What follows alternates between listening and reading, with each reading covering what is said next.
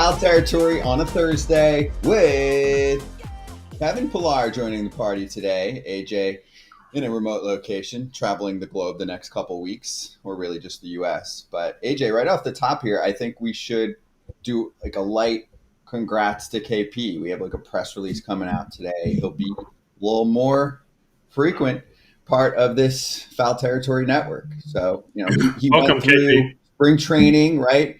Non-roster invitee. And now he is like in the thick of it, and he can fully be Superman now, KP.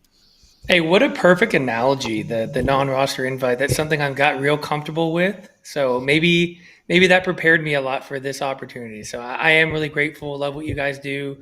Like I had mentioned, big fan of the show, and so happy to be a part of it. Yeah, we're You gonna have guys. Hey, there's no more you guys. There's no more you guys. You're in it now. It feels good to say Yeah, we. right. We. Thank you. No more you guys. Thank you. Mm-hmm. Yeah, like, hey, AJ loves when someone says we, and they're talking about a team that they root for or sometimes even cover, whatever it is.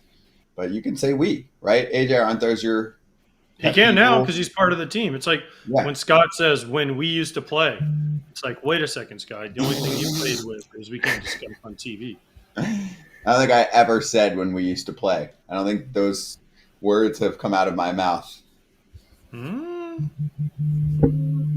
I'll keep tabs. I'll keep tabs now that I'll be on the show a little bit more. Yeah, you let me know if I ever talk about my Little League swing. It won't happen. But before we get to top news story of the day, we have one other announcement that we'd like to – you know what? I knew it. I'm like, why do I sound weird? Because you don't have a mic on, you idiot. I'm not there to help you. Did I sound – how come you didn't call me out? Well, because it's more fun just to watch you struggle. It's rude. Bad teammate. We struggle together. Throwing your teammate under the bus. Well, okay. Anyway. AJ, you and I, unfortunately or fortunately, are going to be sitting next to each other in person all next week, but we will do that in Alabama at the Pro. We've been to the Pro before, towards the beginning of this year, back in January. We're going to do it again. The Pro Rivals Open. The next stop is in Alabama for about 80 former pro athletes competing for supremacy in the golf world. So we'll be in Point Clear, Alabama. The show's live Monday to Thursday. Then Friday, we're back to normal. But same show, going over all the news within baseball. We'll just also have some special guests. Attendees include John Smoltz, who's the commissioner. He'll definitely join us. And then we will do our best to get as many of some of the names you're seeing on the screen as possible, and many, many more. So Chipper Jones, Greg Maddux, Josh Donaldson, Vince Coleman, Brian McCann, Aaron Hicks. Just some of many that will be out there at the Pro Rivals Open. We're excited about it. Gives us VIP access to some great guests, and you can obviously follow along the show, but also they have their own content and social media channels, and I encourage you to give them a follow, a subscribe, wherever, YouTube, podcast, social media, etc., because it will be AJ's dream come true next week. He does FT, and he will also have the opportunity to talk about some other sports like football and basketball before and after our show, and those interviews will go on their channels. Yes. It's my time to shine because Scott, KP, doesn't know anything about anything except baseball. So I can talk to these guests, and he'll look at me and go, wait, what's basketball? You dribble in basketball? Wait, football, you drop back and you throw the ball? You just don't kick it around? So, yeah, this is my time to shine. You know what? On that list you just showed, I want to talk to Vince Coleman. Remember the time, I don't know what year it was, when he got eaten by the tarp monster and hurt his leg? I think it was in the World Series or the LCS. And the Cardinals didn't win the World Series that year. I don't know, it was 85, around there, somewhere when the Cardinals were those super teams. I've never asked Vince about that. I want to ask about how the turf monster, because remember they had the automatic turf machine, and I think it was in St. Louis that rolled the tarp out automatically, and the tarp got him. The tarp machine got him, and I think broke his leg, and he missed like the World Series. Wow, so they had AI tarp years ago? Yeah, it was like it rolled out. Oh, there it is, Mark, before Game 5 of the 85 LCS. And the Royals won that year. The 85, the Royals won. They beat them. Remember the Don Denkinger call? But they rolled out the tarp on by a machine, and I think it clipped his ankle and broke his leg or hurt his ankle. He couldn't play. Wow. I never heard of that one, but I also wasn't born in 85. I'm going to have to look this up, too. Mm-hmm. Yeah. Sorry, Game 4 of the 85 LCS. Sorry. To your point, though, I would love to be there, too. I'm a big sports fan, too. I love football, love basketball.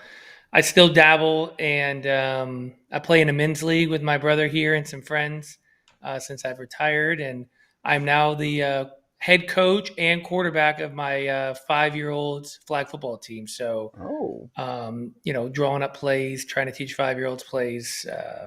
It's been a lot of fun. I heard you were good at football in high school. Is this true? Yeah, I was pretty good. I'm not gonna lie. I never got really talked about. I was a 3-sport athlete growing up, and yeah, I think football was probably the sport I was the best at. But I wasn't that big in high school. I was a little undersized, but I really think I could have made it. I was good in the slot. I was like a Wes Welker, Cooper Kupp type, Julian Edelman. I just knew how to get open. I was a little bit more Hunter Renfrow though. Those guys are a little bit faster and more physical. I'm more like a Hunter Renfrow. Shifty, could always get open. But yeah, I love playing football. Football taught me a lot about playing baseball. So I'm very thankful that I got a chance to play in high school. And, I always tell people, the way I played the outfield is a lot like I played football. Football taught me how to run routes. Running routes in football taught me how to run good routes in baseball. So I always try to tell kids, play all the sports and you'll find your way eventually. That's cool. Yeah, well, you made a good choice. You had a nice career. 13 years in the big leagues. By the way, did you not guys see too shabby. My buddy. You got a horse? It's don't you see him? Yeah, it's a horse. Secretariat. That's Secretariat right here. That's my winning horse. Watch out, That's Jason Woods. I'm coming for you. By the way, AJ, I know who both Wes Welker and Cooper Kupp are. So I actually do have, You do? very light skill. I used to actually call college basketball games for ESPN. I actually did do other sports back in the day. I'm just a stick to baseball guy on our pod. What? Scott, you were on the Ocho. You were calling dodgeball and tiddlywinks and rock, paper, scissors. That's what you were calling on ESPN, the Ocho. I did do a report from a dumpling eating contest for ESPN radio when I was 20 probably. Because I was interning there and they were like, we have one assignment that we actually can put an intern on. And I was like, what is it? And they're like, dumpling eating. I'm like, in. Yes. So yes, you're right. You've come a long way. Thank you. Anyway, all right, let's get to news. Let's charge. Charging the mound. All right, AJ, what's the deal with Kyle Tucker? We lightly mentioned this the other day. They're in the thick of the biggest series of the year, the Chicago Cubs, and they are handing it to the Brewers. They did a great job, obviously, the last couple of days, taking them down in the doubleheader and then a tight win in last night's contest. But Kyle Tucker is one of, if not their best player, best hitter, and he's been great up until about 6-ish weeks ago. So they sit him. Jesse Rogers reports last night, and we can show the tweet, that it's not as clear-cut as it seems because he produced in June after an injury that is now being talked about here. There you go.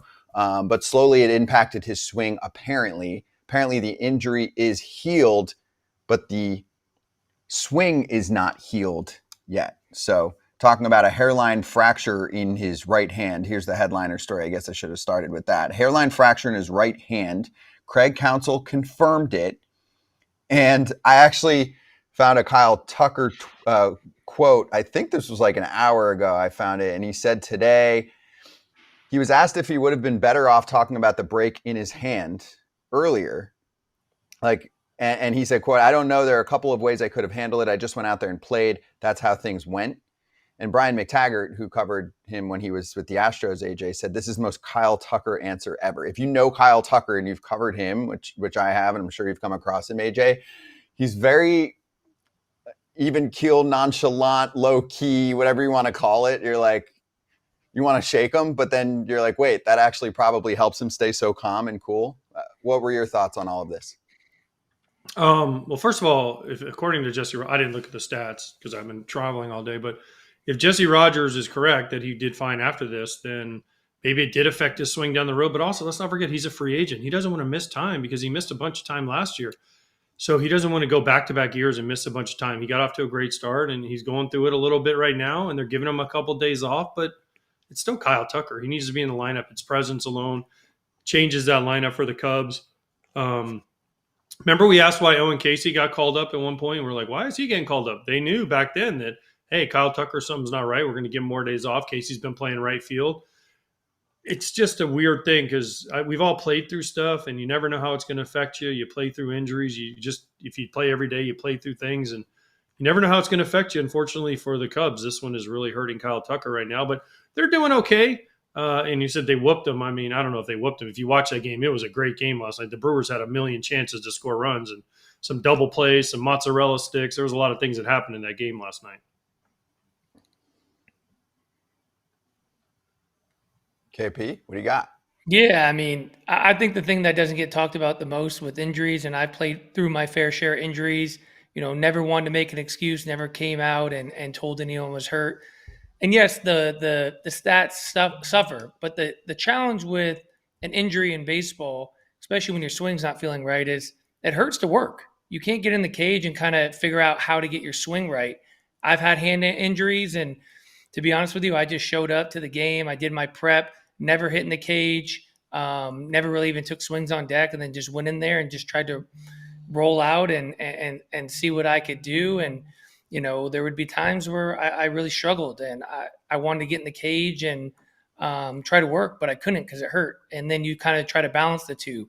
Is it more important for me to kind of rest and then just go out there cold turkey and try to figure it out? Or do I grind through it, have a painful, work session in the cage, have the hand not feel 100% for the game, and then go out there and maybe even play even worse. But I give guys like that a lot of credit. They don't want to make excuses, whether or not it has to do with not wanting to miss time because him being a pending free agent, you never know how someone thinks or how someone's agent thinks. But, I do respect the fact that he's going out there and trying to play through it. And, a Kyle Tucker at, let's call it 70 or 60% is still better than a lot of players that would replace him. Yeah, AJ, you dealt with this too. I mean, you talk about it all the time. Just like KP, you played through a lot. I mean, listen, I broke my wrist one year and came back in 2 weeks and played the last month with a broken wrist. It affects you. And what KP said was right. And we talked about this was it yesterday or the day before when we said, I'll never judge anybody's pain tolerance. I'll never say anything because you just don't know. Everyone has a different tolerance for pain. And you just got to be able to deal with it. And listen, whatever it was, KP's right. You can't get your work in because it hurts, so you want to take it off. You spend more time in the training room than you normally would, probably because you have to get extra treatment. So that affects your routine before a game. There's a lot of things that go into this, but listen, if I had to bet, I'd say Kyle Tucker's probably going to get hot in September and then look out in the playoffs if he gets right. Yeah, and let's not forget, Kyle Tucker is an amazing right fielder too. So him going out there and playing, close to Gold Glove defense is also very valuable. And him at the very least, he's not very successful at the plate, but him sitting out sometimes is a little bit harder for you to come back. His timing still there. He's putting the ball in play. He doesn't have that same sort of strength in his hand and his wrist. To AJ's point, I think he gets really hot as he starts to get healthy. As he's able to get healthy, he's going to start working. He's going to find something that works in his swing. This is one of the best players in baseball. I mean, I wouldn't bet against him. He has a lot to play for individually. As mentioned, a free agent at the end of the year, but also the Cubs are right in this. So, hopefully the Cubs fans, maybe with this story coming out, give him a little bit of break. You never really know how fan bases kind of react to something like this. He is starting to get booed, and that's the other hard thing, in baseball, there is no off days. When you're an everyday player and you're expected to go out there and you're struggling, there is nowhere to hide. You're put in the lineup every day, and you might not be physically 100%. Mentally, you're definitely not 100%. So maybe give him a couple days where, physically he can, have a couple days where the hand heals up, but also mentally. Let's just get off the field. Let's take a deep breath. Let's regroup. And I expect him to have a monster September and, lead his team into the playoffs. I wonder, Scott, and KP, he got booed not long ago, remember, for not running a ground ball out, and the Cubs fans kind of got all over him. Is this why this came out now? Why didn't this come out 2 months ago when he did it in June 1st? Now it comes out after he gets booed. Is that something that, timing is everything, right? And so this come out because he was getting booed and Cub fans were on him, and then they said, hey, listen, guys, this guy's been playing through this to get the fans off of him. That's a question that maybe somebody like Jesse Rogers should ask. Yeah, I mean, the only thing I'll point out is that we were aware there was some type of hand issue in June that occurred. The problem, AJ, was that he then was great in June. The No, I know, but I'm saying started in July. So then people are like, then he's okay. He's on fire. Well, that's why I wonder, though, the timing of, he broke his hand came out now after he gets booed. I mean, it's not a coincidence it came out now. And they're more descriptive on exactly what he had after months of not telling anybody. He had an upper body injury. Well, we knew that. Okay, cool. But now all of a sudden, he's got a broken hand he's been playing with. Lay off of him, Cub fans. I'm not 100% on this because, but KP, I think Pat Murphy also talked about it, and then people were like, "Wait, what?" And then they went to Counsell. A very interesting take too, where maybe just his opinion from afar kind of sparked, okay, it's time to have the best interest of our players back. He is getting booed. He's not performing well. Another manager is speculating on the health of my player. He came out and said something along the lines as, I don't believe he's healthy. The way he's swinging the bat, he might have some injury. But also to AJ's point too, I mean, there's many times I played through injuries, and I came up in the era of social media, being able to go on Twitter and seeing, everything that people are writing about you. And I went through a really long extended period of time where, it was like a 6-week stretch where, like I mentioned, I never hit in the cage. I never even took a swing on deck. I just went out to play. And quite frankly, I wasn't very good at the plate. And I was hoping someone would kind of it was never going to be me. That's not my DNA to come out and make an excuse like, hey, I got a torn UCL on my thumb. That's why I'm not hitting. I kind of wish, someone in the front office, a coaching staff, another player would have been like, hey, this guy's playing hurt. Like, luckily I wasn't getting booed, but, some of the stuff I was reading was not really helping. AJ, real quick, because I've been doing homework here as we go.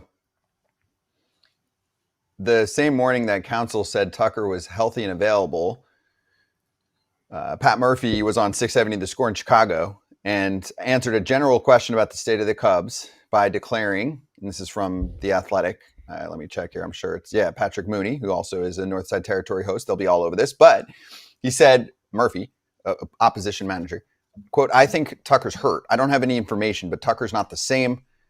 And more quotes. Tucker's hurt. I think he's playing through it. He's such a class kid. He probably doesn't mention it to anyone. That kid, I don't know him. Everything I hear and watching him play the game, first class, blah, blah, blah. So he says that, then Counsell confirms that, and then that's what starts this up.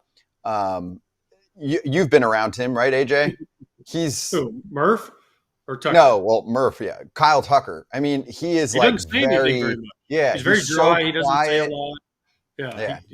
Apparently he's hilarious with his teammates, but I've only seen him be very quiet. He's always polite. He says hello. That's about it. He doesn't really dig deep into conversation. So, I mean, listen, Murph and Counsell have an interesting relationship. Murph probably said it, didn't mean to stir it up.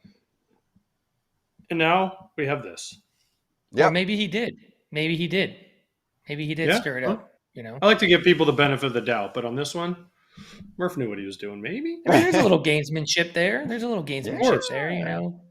Murph's good at that. That's right. Kyle Tucker apparently is a first-class meme sender or something like that. I think on Team USA they said he was the best texter with jokes. But yes, when you talk to him in person, he's very low-key. I think that's what helps him, deliver in the clutch moments too. Just his style. You don't want him to just suddenly be screaming. It's not him.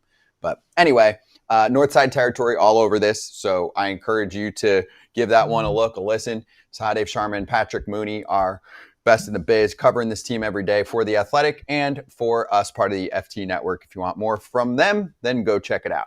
We're going to come back and address the comments from Dodgers pitching coach Mark Prior, hinting at a potential Shohei Ohtani relief appearance or 2 or 10 in the playoffs.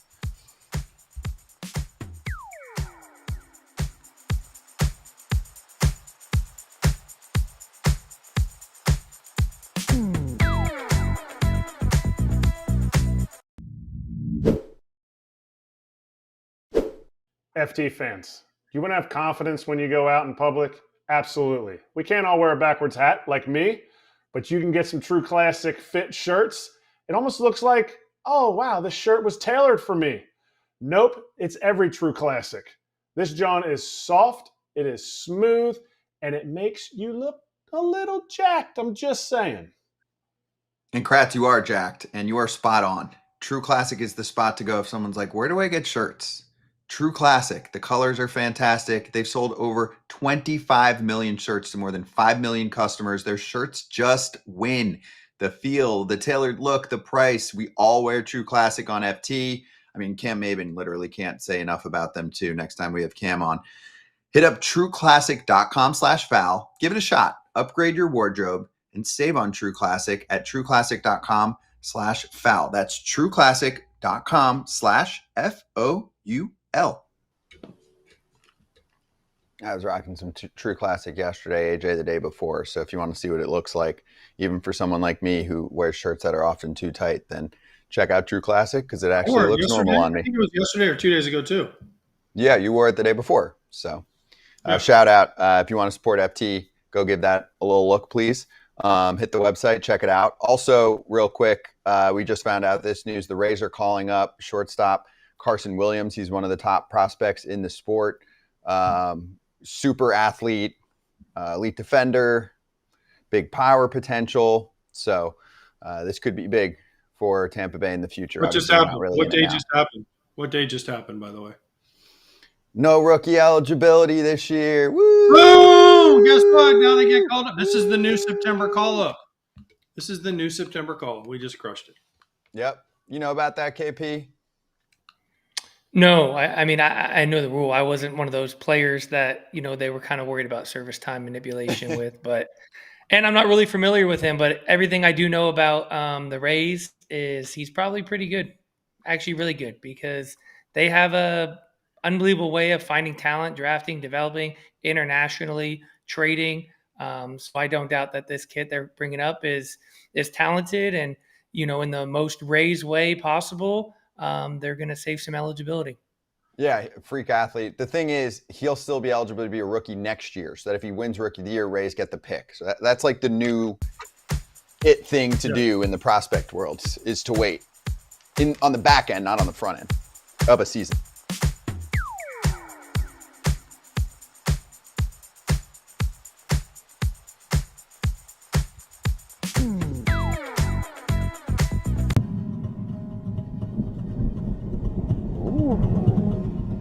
October's edge. Could it be Shohei Ohtani? I like the pumpkins. Never too early for pumpkins. Pumpkin spice latte. Anyway, could Shohei Ohtani... Must be a Giants or Orioles fan. True. Neither of which will be in October. But this article in The Athletic refers to a conversation yesterday on the Dan Patrick Show with Mark Pryor, the pitching coach for the Los Angeles Dodgers. The headliner is, could Shohei Ohtani pitch in relief in October? And here's what it would take.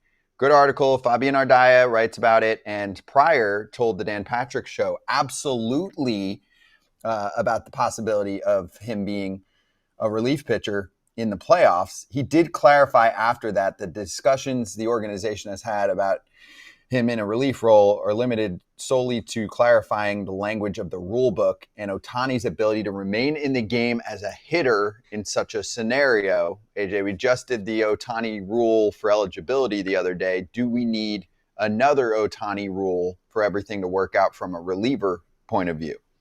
Well, it's going to be different because you can't just bring a guy in and then pitch him and then put him right back at DH. So I don't know how it's going to work. Someone's going to have to clarify this. We're going to need a rules official, an umpire, Rob Manfred, somebody to come out, because this is an interesting point. I don't think you can do this, but we'll see. I don't know if anyone's ever tried this. So does he have to go in the outfield after he pitches to stay in the game or something? I don't know. I want to know the rule. I want to know the answer to the rule because nobody seems to know the answer, including Mark Pryor and the Dodgers. So wait, real quick. KP, I'll just read this. So MLB's Ohtani rule, and this isn't for the eligibility, which we covered the other day. This is for game by game. It was written in 2022. It specifies that a starting pitcher can remain in the game as a DH even after being removed from the game as a pitcher. That's what Ohtani does now when he's starting. That does not apply the same way if the pitcher entered in relief. If Ohtani starts a game as DH, then enters the game to pitch, removing him would mean taking him out of the game entirely and you lose your DH. And the Dodgers don't want to do that. So do we need to quickly create a rule? Otherwise, how are you using Ohtani as a reliever in this postseason? Hey, maybe they need to have a sacrificial lamb. Maybe just bring him in relief, maybe lose him for the rest of the game, and then they'll have a complaint. And more than likely they'll probably cater to him and change the rule. But in addition to the rule, I was thinking logistically, how does that work? It's already complicated enough for him to have to go to the bullpen, warm up. He has his time to walk across the field, sit in the dugout. We've seen the videos of him when he's starting at home. Bat Boy brings him out his stuff. He never even goes and sits down. But what is he going to do if he's at, say he hits a leadoff double and they need him to go get 3 big outs? What do they do? Are we going to have a ghost runner? Like, where does the rule kind of stop to kind of cater towards him and the Dodgers? But, a lot of these bullpens are out in the outfield. A lot of these a lot of the batting cages don't have mounds in them underneath. So that's another thing they would have to try to figure out logistically. It's not going to happen. It's not going to happen. It's not going to happen. It can't happen with the rule the way it is, and it can't happen with what KP just said. Let's say he hits a leadoff single and he's on first, and they're like, hey, we really want you to pitch the 8th, Shohei. Oh, go steal second, score the go-ahead run, and pitch the 8th. It won't happen because he won't have time to warm up, and his routine is too long. So he's going to have to be a starter or nothing, or they're going to have to put him in they're going to have to figure this out in the regular season, because you can't go into the postseason and be like, oh, hey, guys, we're changing the rules for one guy can do this. No, the rule's not going to change. He's not going to be, it's cool they said that, but if they're willing to let him go out there and maybe close a game in the 9th, and if he gives it up, they lose him in the lineup, and that's going to be what they're going to have to do, but it's not going to happen. Yeah, I like that point too, is even if they don't change the rule, you can roll the dice and gamble a little bit too, and if the opportunity presents itself where, maybe he had hit in the inning before and he has the proper amount of time to go warm up, he could pitch in the 8th or 9th inning at the risk if the game is tied or they give up the lead. You may have to lose him. Or like you said, maybe he learns to, maybe go stand in left or right field, and he'd probably be really good at it if he got a chance to play the outfield. Yeah, if you're running out of arms like the Dodgers were last year in the World Series, and they're like, I know we told Walker Buehler no way, but now okay. That could be your Ohtani moment in a scenario like that. But I'm with you. This year, AJ, if the league tried to change a rule now, it would be a difficult look. Now, AJ, do you think that they should change this rule going forward, not just for Ohtani, but should they try and figure out a way to promote that we could have more two-way players as relievers and not just starters? Or KP, what do you think? Yeah, I don't think it's a bad thing. I think there's a couple guys that may have the ability to maybe pitch 1 inning, but since there's not really a rule in place, they haven't really kind of figured out a way to use those guys. I know, there's been a couple players recently that were drafted as two-way players, and ultimately you get into the minor leagues and you realize, one, it's incredibly difficult to be successful as a hitter or pitcher. It's almost impossible to be successful at both. But maybe a change in rule does allow some of these organizations to at least flirt with the idea of like, man, this guy's got a really good arm. Maybe he could pitch like, a 7th or 8th inning, every once in a while. And maybe it can lead to more guys, kind of finding their path as a two-way player. We mentioned it yesterday, though, Scott, didn't we? Didn't we talk yesterday about the rule? Was it yesterday we talked about the rules, how it limits two-way guys?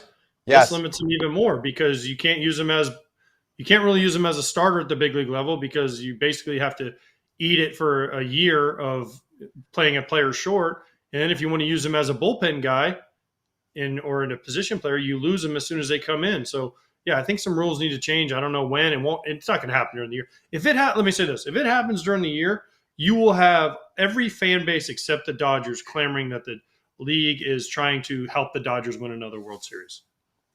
Yeah, I think you just got to, if you're the Dodgers, you just got to go out and do it. Like I said, sacrifice him missing, an at-bat maybe in the 8th or 9th inning of a single game, and then you could kind of just bring attention to it. And, maybe the league has a discussion about it in the offseason. But to your point too, I wouldn't want to be a rules committee part of MLB, Major League Baseball right now, and kind of bend the rules to a team that was already considered a super team, and a team that's supposed to win the World Series, and a team that won the World Series last year, that are already kind of playing with a unique set of rules because they have the one and only guy who does both.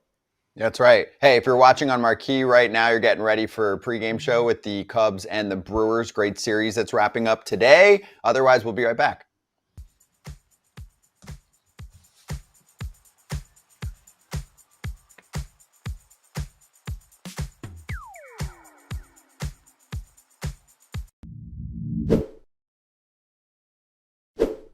FT fam, when you're playing in games, you kind of have some stress, anxiety, teammates need something to help.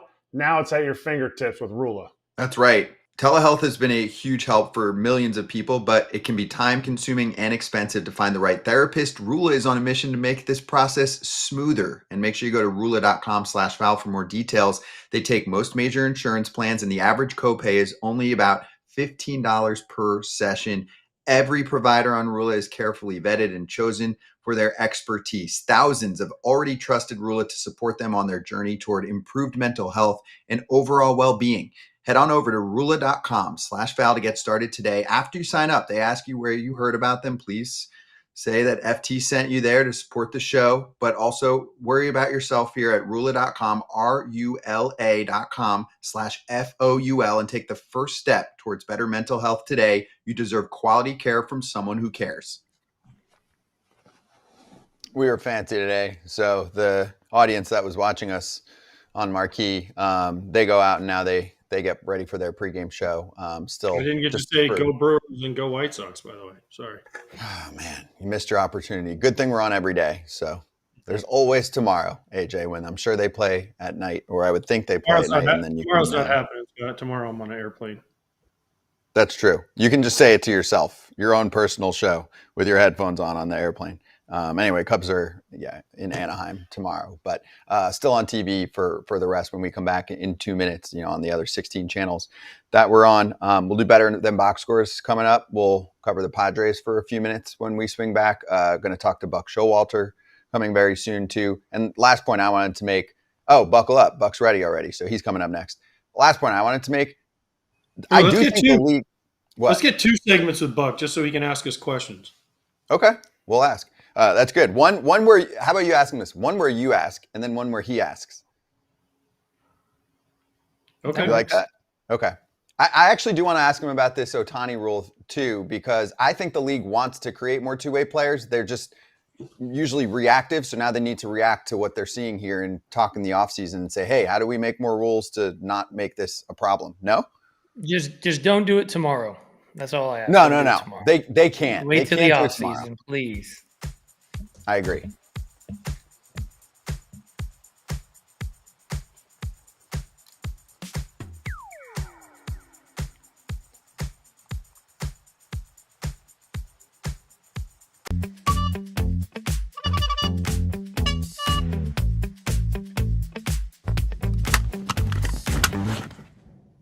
Buckle up. Buck Showalter joining us right now. Buck, great to see you. I love that intro. It's one of the best that we do. You've got AJ, me, and Kevin Pillar.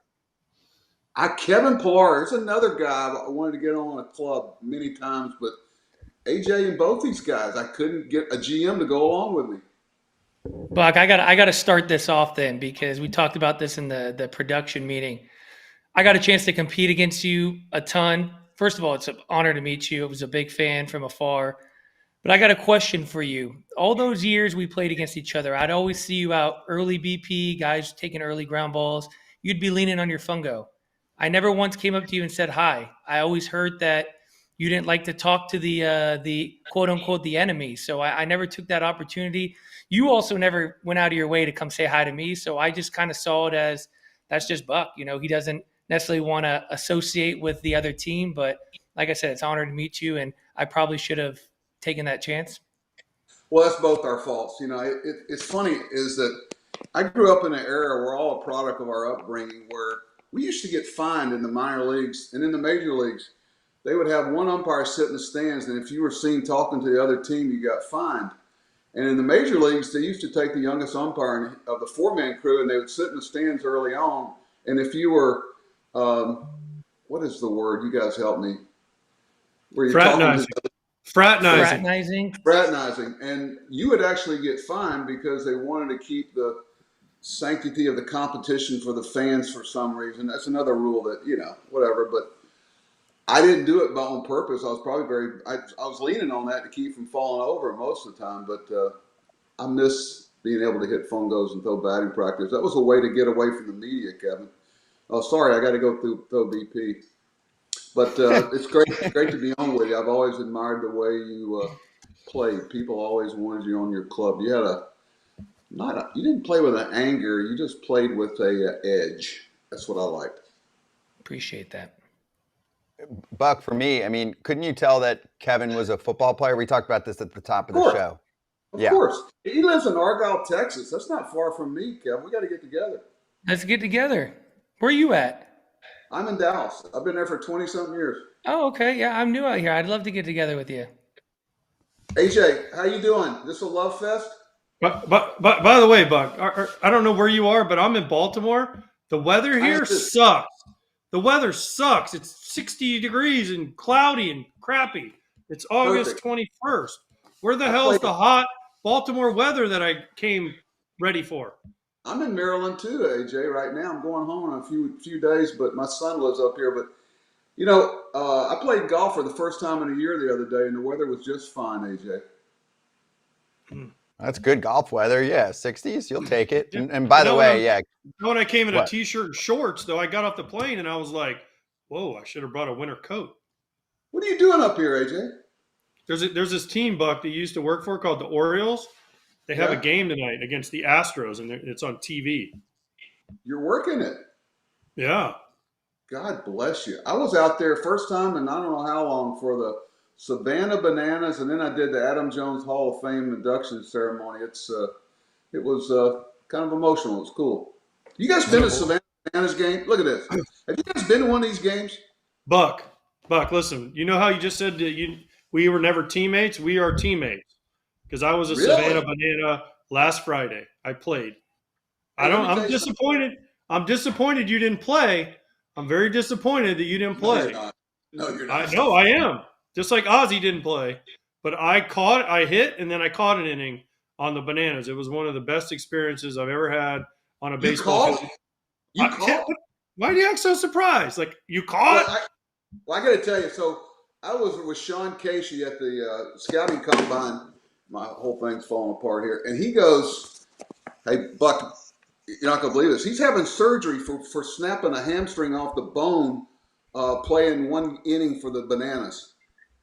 Well, yeah, but Sean Casey's dumb, Buck, because he ran hard. I hit a ground ball and ran about 50%. And then Paul Canerico, who did it the next night, texted me and goes, man, you really gave a crap when you ran that ball out. And I go, okay, when you get your at-bat tomorrow, you let me know how it goes. And he hit into a double play.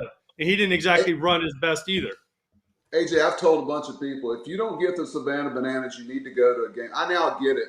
Behind the scenes, I got to see how the whole thing works. I mean, the next morning, I've got a video from the guy in full yellow tuxedo.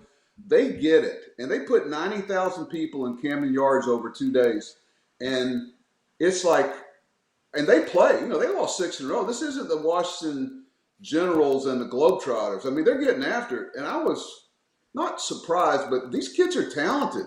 They've got some skills, and it got my attention. I now get it. I get why they're successful now, and they work at it, and they surround themselves with good people. Yeah, I'm very surprised, the two of you being such a big fan of it. But, I mean, I haven't had a chance to be a part of it. I hope, one of the 1,000 teams I played for, I get a chance to go out and, put on a uniform and play. I flip it on TV every once in a while when it's on, and my kids love watching it. I get it. As long as you see it as a not competition in the major league, it's just another avenue to promote baseball. I think it's great what they're doing. It's fun, it's fast, it's entertaining. The fact that they have the fan engagement, the fan you can actually bring a glove to a game that really matters because you can make an out. I think it's awesome. You'd be great, Kevin. You're very athletic. These guys work at their trade, and they interact with the fans. I mean, they get what they're there for. It's I'm a fan now. I am, and my grandson loved it. Hey, Buck. So I don't know what team was there what team did they play against when you were there? The Firefighters. Okay, so that was the same team that they played against. So we brought Mark Burley in to pitch against him. He got an out. That was why I caught. So I caught an inning. He was the last out. Okay. Well, the guy who was pitching was like 90 to 93, and you're right. They're good players. Like they all played. Most of them either played in the minor leagues or high Division I baseball. It's not like these guys are off the street. They play good. So the guy was 90 to 93 that I had to catch, and I'm scared to death back there. I haven't caught in 10 years. And I'm like, oh, boy, just don't hit me in the certain area, okay? But then we bring in Burley, who was throwing 75, and the guy swings, and misses. And I just looked at him and said, yep, that's how hard Mark threw when he was pitching. Exactly. So, but you brought it up. I'm telling you right now, if KP gets a chance, everything you said, Buck, is 100% right on. They entertain the fans. The 2-hour clock is amazing. It runs, and the 2 hours, it's over, right? But the best part is the foul balls that the fans can catch because they're engaged on every play, and the hitters hate it. There was a guy on the firefighters that told me, he goes, I fouled out 6 times this year. It's killing my average. First pitch, I go up there, swing, foul ball, and I'm like, if someone catches this, I'm going to kill them. Luckily, they bobbled it, so I got another pitch. But I was like, if that's the way I go out, then that's the worst. Then I would have hated that rule. But since I didn't, I love that rule. No, they just, I don't know. I think baseball could take something from them. It's just nonstop action. They have tryouts around the country. And if somebody's a bad egg and is not the type of person they want, they're not there very long. They are constantly looking for talent. They're going to have a Savannah Banana League next year, I think, in Savannah, I heard. So, anyway, I was impressed, and I'm not easily impressed.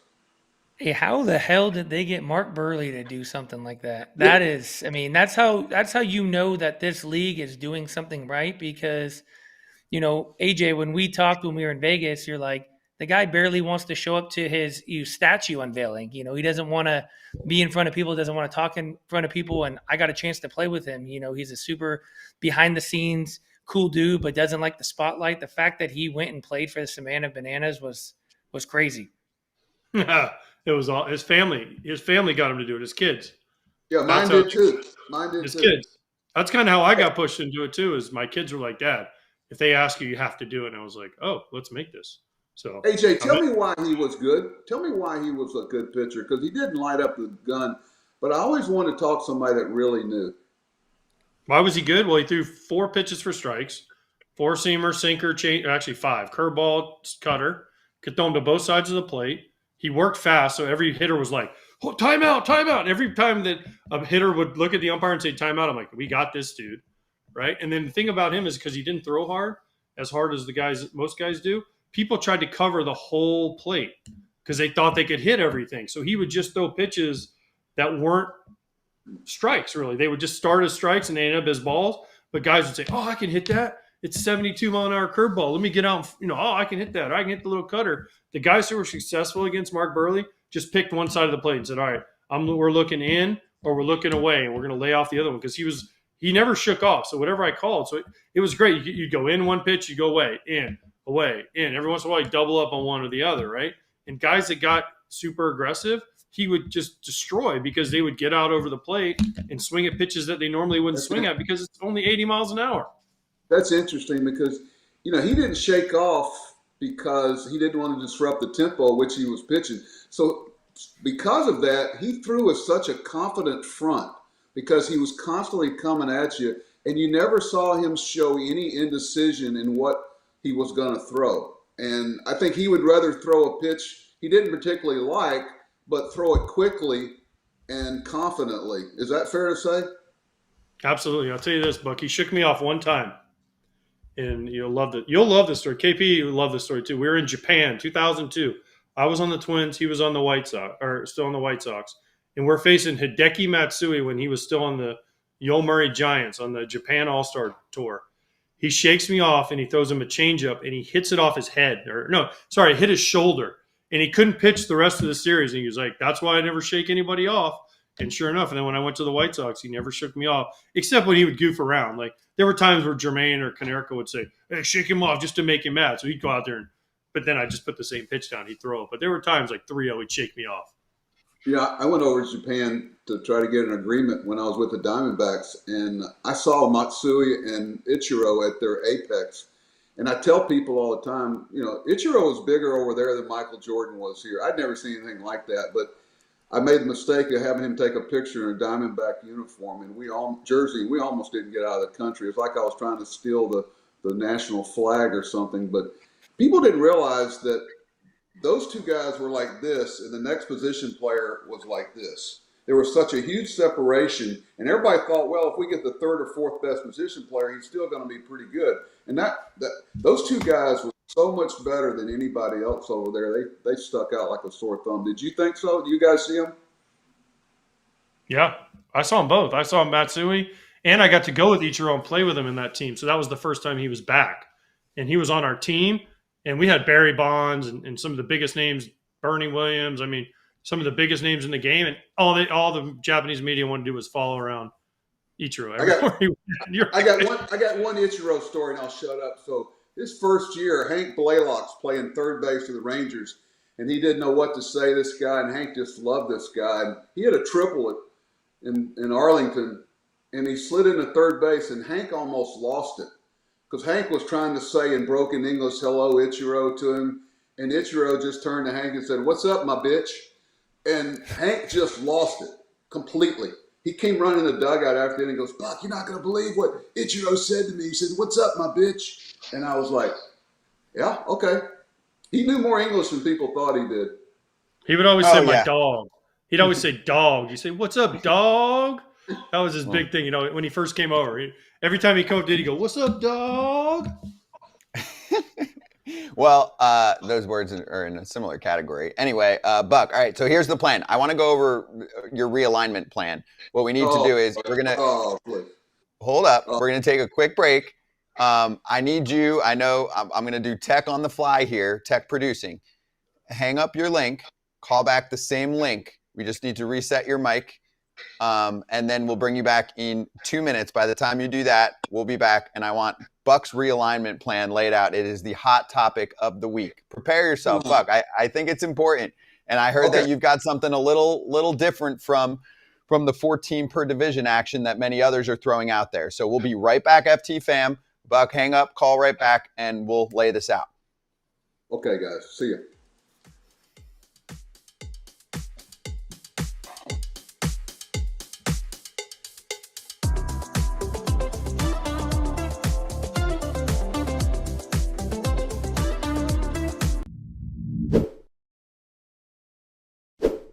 Okay, Kratz, I opened up Arena Club, put my own money in there, and I wasn't going to go big. I know we went over the Ruby pack a week ago. This time, I just went for the low-level pack, where it's an easy entry point, $25. You can get yourself a big boy card. The Grail has many good options. I slice open the pack. We're looking at it if you're watching us right now, and I pull a card from the 1950s. Super cool. I enjoyed the experience looking at it. It's Jim Gilliam. It's a top set from the mid-50s. But I got an offer for more than what the slap pack costs, and I sold it back. Tough times for the Dodgers right now. Don't at me, but I got $28 instantly, so I can buy another one of those packs and try and get what I want. Absolutely. The excitement, I heard Kip say it before, the excitement's in the chase. You sold it back. Now you get to open another one. I enjoy when you slide it across the screen there and the pack opens. arenaclub.com/foul. 20% off your first slab pack or card purchase. Get after it. All right, we're back for 2 minutes, and then we'll bring Buck back, and we'll go over his realignment plan. We've gone over a couple other plans this week. KP, where are you at on the realignment conversation? Manfred spoke about it on Sunday. That's not news if you're following the game on a daily basis. They've been talking about this for 10-plus years, but it's going to happen when expansion teams come into play, and there are a lot of different theories on how it should look. Yeah, I mean, I get with expansion, you have 32 teams. The math is a little bit easier to break up. What is the ultimate goal, though? Are we trying to reduce travel? Are we trying to increase TV ratings by, putting teams in certain time zones? So, maybe there's a premier game every night of the week. I don't really know. I mean, I got a chance to play in both. I got a chance to play in what was like the traditional where you played your in-division teams, 17, 19 times a year. And then I got to play in this new schedule where you got to play every team. And I kind of like them both. But I'd like to know the thought behind, what they really are trying to accomplish. And then I can have a little bit more of an educated opinion. Yeah, I mean, I can tell you what they're trying to accomplish. And this is just good training in general for your media career now. Money first, everything else comes after that. So money-wise, cutting travel, which makes sense for players. No doubt. Travel, less time in the air, maybe less, hotel time, longer road trips, stuff like that. But, obviously TV ratings are a big part of it too. They are.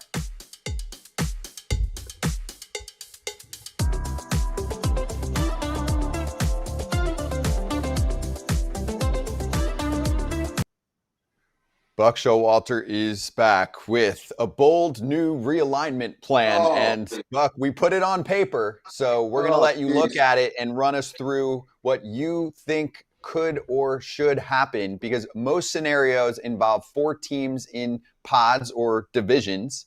And some people are discussing how much we should break up what is traditionally there already. Here's Buck's plan with divisions 1 through 4. What do you have for us? Well, first of all, if you look at the AFL and the NFL, you look at the NBA and the ABA, even hockey, they've all kind of, okay, tradition's great and I love it. Nobody but at some point you got to figure out a way. I don't want to hear that all of a sudden they're more concerned about the players' health because of travel. Okay, and that's a great point. If they want to do that, they need to decrease the number of games they play, like they do in the minor leagues, and have a certain scheduled day off. That's a subject for another day. But you're trying to regionally get it done, and there's tweaks here. I did this at ESPN a long, long time ago when there were 28 teams, and they gave me like 2 minutes on the air. It was 4 7-team divisions, and I said it'll never work out because it makes too much sense. And we got a call the next day from the commissioner's office. They wanted to see the tape, and there's a lot of tweaks here. I'm assuming that Salt Lake City and Nashville, it sounds like they're the leading candidates. Who knows who you talk to? Is Oakland going to end up in Vegas or not? Sometimes you do. Does baseball really work in Florida where you have spring training? That's a subject for another day. Would Tampa and Miami ever make it? When you can pay $10 for a ticket and all of a sudden you got a team there playing 81 home games. Does baseball really work in Arizona? There's some debate about that because they have spring training there.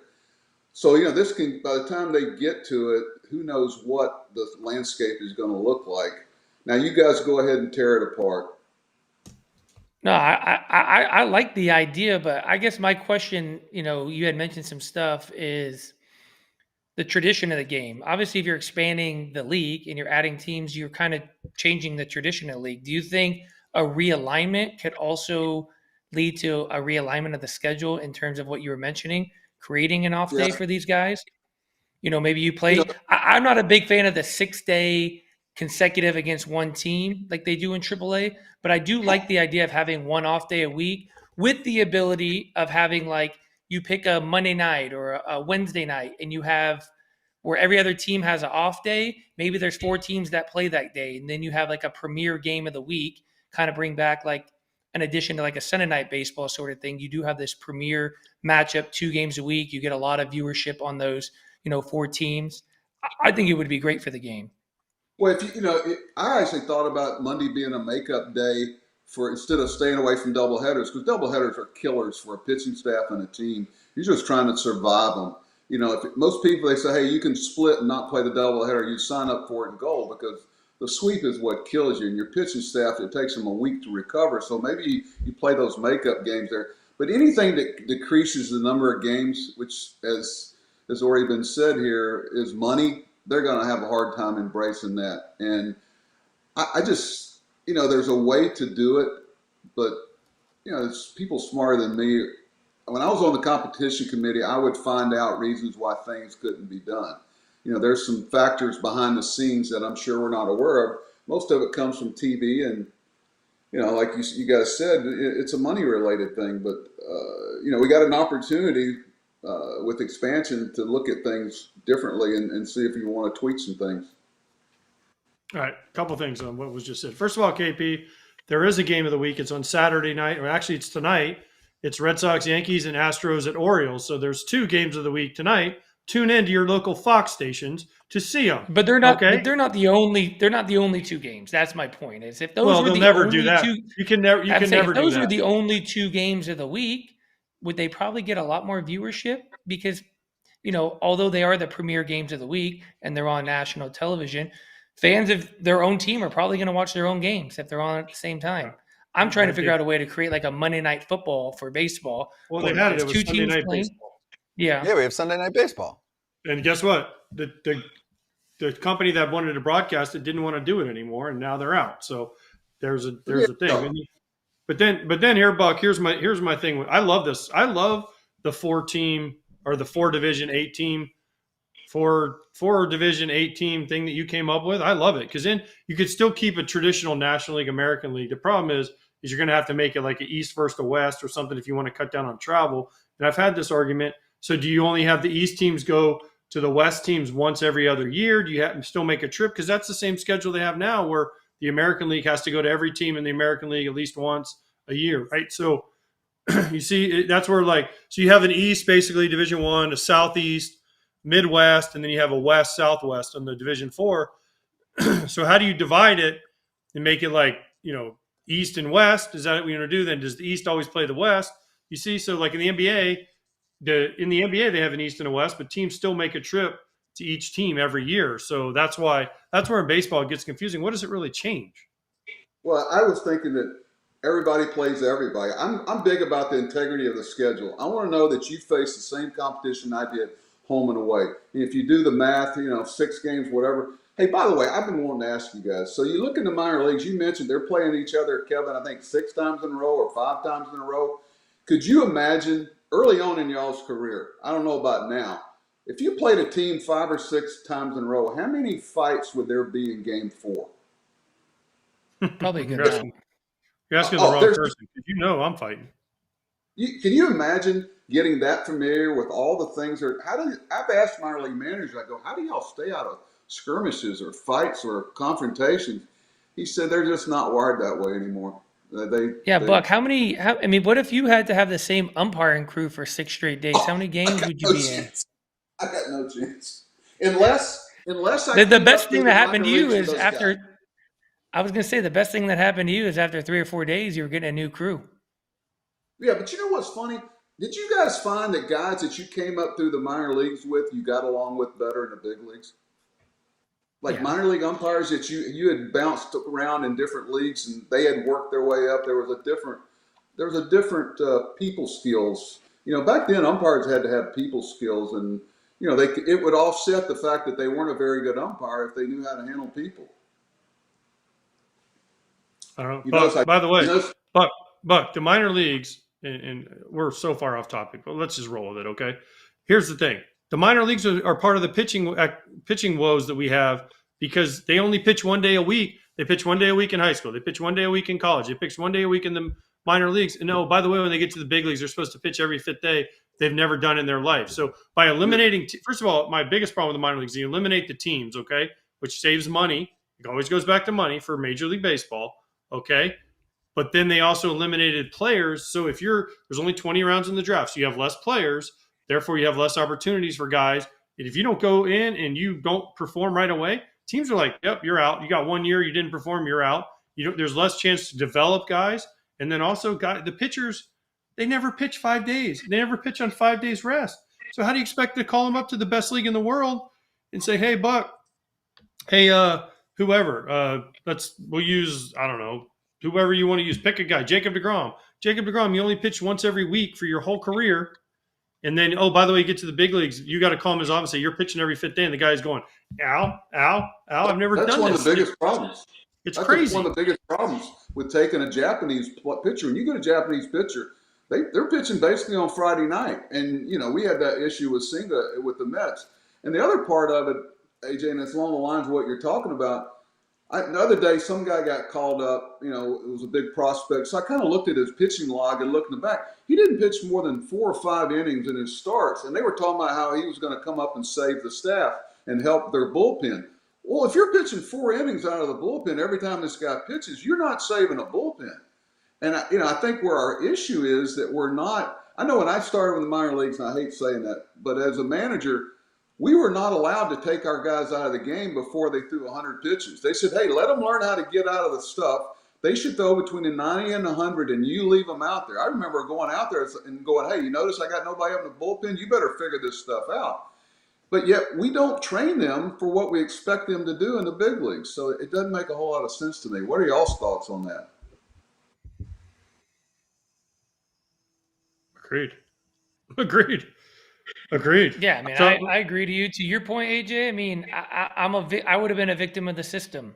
I was a 32nd round draft pick. I don't even get drafted today. So, maybe it doesn't happen all the time, but I hate the fact that they cut the minor league system, because there's a lot of guys out there that, maybe are late bloomers. Maybe it took them a little bit to develop. And in my case, I got drafted where I got drafted, but I moved quickly. And, without having those extra, 20, 25 rounds, maybe I don't get an opportunity. Maybe I'm not sitting here. My life's completely different without the 50 rounds that there used to be. But Kevin, though, I guarantee you, and I don't even know the background, I'll bet you somewhere along the line in your minor league career, some coach or manager got you, or a farm director. Somebody got you. They didn't care where you were drafted, and they kept saying, hey, don't forget about Pilar, because they watched you on their team compete and help their team win.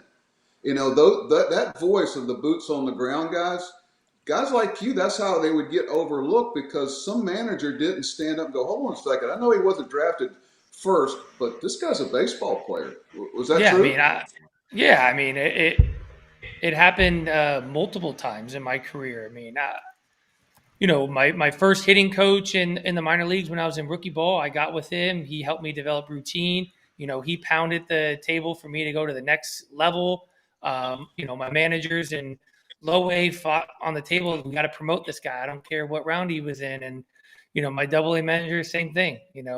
I'll never forget a story. It was my first at bat in double A. I'm in New Hampshire, Manchester, New Hampshire, freezing cold. My first at bat, guy hits a leadoff double. It's the first game of the year, and I do everything in my power to move this guy over. I'm fighting balls off in the dugout, and I remember someone telling me like a year later, they said, that's how I knew you were going to be a big leaguer. And that guy stood up for me, and when he had an opportunity to talk to the manager of the team, the front office, he said, this is the type of guy you want. And I think that's missing in today's world, is the manager actually of your minor league teams having the ability to go out and be like, forget about what the stats say, the exit velocity, the sabermetrics. This guy knows how to win. This is the type of guy you want on your team. And I was very thankful. I came across a lot of managers in the minor leagues that would pound the table for me. Well, what happens when your butt's on the line as a manager to win games, you are drawn to players like that. And you're in those meetings, and we used to, in minor leagues, we used to have fight over players like you. We would want this guy in double A because we knew that he could help us win. When we left minor league camp with the Yankees, Mr. Steinbrenner told us we had two jobs: win your league and develop players, and that was one and the same. He felt like players learning how to win was part of the development. Agreed. All right, Buck, I got to ask you, we got to get a little bit on task here, because I warned Kevin when you came on that you were going to get us off task, and you're tremendous at it, and we love it. We love you for that, especially when you're driving around in your convertible around St. Lucie like you do when you come on. But here's the question. Shohei Ohtani has rules made for him as far as starting, and then he can stay in the game as a DH. But if he is a reliever, he can't be the DH, come in as a reliever, and then go back to DH. What are your thoughts on this? And do you think Major League Baseball will change this so he has an opportunity to be a reliever in the postseason?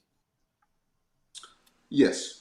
To me, you got to be careful. I'm talking to some people that everybody loves this guy, unbelievable talent, but talking to some people that when he was with other clubs, what must be the Angels, it creates some issues on your pitching staff, because the starters don't know when necessarily he's going to pitch, when he's going to slide in. Is he going to pitch on 4 days? Is he going to pitch on 5 days? Are we going to give him an extra day because of this? I always thought that he would have been a great closer, where you would just DH him, and when it came time for the 8th or 9th inning, he just went over and pitched. And, who cares if you lost your DH, because he's still hitting. Now, you tell me I'm not brought up to speed on it. Is that no longer the case, AJ? Am I missing something? You lose the DH if he comes in as the pitcher. So you lose the DH. So let's say he blows the game. But then the other problem you have, Buck, is what happens if you're in the bottom of the 8th and you're winning 2-2, or you're tied 2-2. He hits the go-ahead single with 2 outs, and he's on first base. And then you got to get a pinch run. You can't pinch run for him. So how does he get loose? That's the problem with him being a reliever, right? So, because especially as the closer, how fast have you ever had to get up your closer and say, "Hey, go get him," right? When Zach Britton was your closer, you're tied or you're down a run, and Adam Jones pops a 2-run homer for you, and you're like, "Hey, Zach, get up. You got 1 minute to get ready," right? Ohtani can't do that if he's on base. Yeah, I would try to do everything I could do to make Ohtani being able to perform, as long as the competitive balance for the other team's not warped. So I would try to do whatever I could do to make Ohtani be able to do what Ohtani does. Does that make any sense? Totally. Hey, I want to go back to the previous conversation. I mean, I think it's kind of fitting for, changing maybe the integrity of the game in terms of divisions, adding 2 teams. We're going to go back to the Savannah Bananas. Realistically, from your experience there, you said there's things that Major League Baseball could adopt. Is there a rule or a certain thing that you think Major League Baseball could potentially learn from the Savannah Bananas that would, help the game out? Obviously, keep the competitiveness, the integrity of the game, but something that stood out to you that would just improve the overall quality of the game? No. I think it's 2 different entities. I think Major League Baseball and the way they do it. Keep in mind they do this twice a week. Let's see how they would be if they did it 7 days a week. We're traveling around the countries. And they've got 2 or 3 different traveling teams now. It's not the same team you see. I'm not sure physically the pitchers could stand up if they were doing it 7 days a week. I mean, they're doing it 1 or 2 days a week. And they'll be the first to tell you. And they come in and they barnstorm. They hit a city and they get after it. They're at Starbucks the next day signing autographs. They just basically, barnstorm a whole city for 2 days. I don't think a lot of the stuff that they do would play long term. I love the fact that they got 2 hours on the board, like AJ said. But you know what? They know how to speed the game up. I said, what happens if you're in the 3rd inning and 2 hours is up? He goes, oh, no, that won't happen. We know how to speed the game up. I go, really? Wow, that's pretty cool. But some of the things they do on the field, the behind the backs and the spins and what have you, it's pretty impressive, guys. I got to tell you. Yeah, it's good product. It's a great product. Hold up, Scott. Before I know where you're going to go, but I got to say this to Buck. Yeah, it's pretty impressive until JJ Hardy, your shortstop, goes behind the back and makes an error, and then you go grab him by the throat and say, like they said, don't ever do that again. What they say in Major League to him, right? I mean, yeah, it's impressive because it doesn't matter and it's not affecting people's livelihood. But as soon as it goes to livelihood, then you're like, don't ever do that again, JJ. I saw 2 guys in my whole career. I got to tell a quick JJ story. JJ was he was the best tagger I ever had. JJ could get a ball down on a guy faster than anybody. And he would wait at the bag and he said, the ball can travel faster than my glove. You see these guys go way in front of the bag to take the ball and then chase the runner. I know it would really piss off the catcher, AJ, like you. But JJ would let the ball travel. He would start in front and he would go to a straddle, but he would catch a short hop this way instead of up, because he felt like going up and then coming back down cost a half a count. He and Omar Vizquel are the only 2 guys I ever saw catch a short hop this way. Think about it. Try that at home sometime. Okay, that was my JJ story for AJ. That's good. I like it. All right, last one. I'll try and get us back on a topic here, and this has been great. I'm sitting back having a great time. This is why we love our Buckle Up segments. But I want to get to something that's pressed this week from a manager situation. It's 2 stories, and I want to get your take on how this works. Take us inside. Yesterday, Aaron Boone said Judge isn't going to be 100% throwing the rest of the year. Judge was like, nah, he's not watching me throw the last couple weeks. And then we also have Kyle Tucker's situation where, the team finally kind of admitted that he's been playing hurt. So the question is just about injuries, where the manager stands, where the team stands on how much they're monitoring players. What's the communication process like? On the Yankees side, of course, Yanks fans, Buck, they're like, oh, he doesn't know what's going on with the team. He's not paying attention. So clear this up on what's happening here and what gamesmanship goes on in the press. Well, first of all, I'm not there. I don't know everything that's going on behind the scenes and what's said and he said, but I've always said, why don't we just try telling exactly what's going on so we don't have to worry about who said this and who said that. And you're always sitting down with the player, hey, I'm getting ready to say this. Is this going to be okay? And are you going to say this? Because they're going to ask me this. I always try to, make sure that we were all on the same page. And sometimes there's so many people pulling, they're never going to let the truth get in the way of a good story. I used to tell writers all the time, if you care about being right, I'll never let you be wrong. And you'd be surprised how that kind of separates them. But, that's a simple thing. It's not as big a deal as they make it out to be. Aaron sits down with him today and says, tell me what it is. Because Aaron's talking to the medical people and the trainers and the doctors, and they have a certain take on it. Now, that may not, the last thing Aaron Judge is going to do is present himself as somebody that can't go play right field. He doesn't want to do that. The players don't want to have that look on, especially the captain of the team. So, that's pretty normal. What's going on with Tucker again? So Tucker's been struggling the last 6 weeks or so. He's got a hairline fracture. Yeah. They addressed it. Counsell, though, initially was like, nah, he's fine. He's healthy. He's good. Although maybe that's what they meant now. And that, he suffered it, I think, back in June. And then he was hitting okay, but eventually got off kilter. And then, maybe he's feeling better, but the swing is still off. So that whole deal of like what you actually share and also how you communicate with the player. That Kyle Tucker is not a very open book. He's a quiet guy. So he might have said, hey, I just want to play through it. Don't tell anyone anything. Yeah, there's this old expression, be careful about telling truths that hurt innocent people. And what happens is if you made public exactly everything that guys were playing with, I mean, this is what's different. I used to get on John Harbaugh about it in Baltimore. You guys play once a week, man. You've got an off week.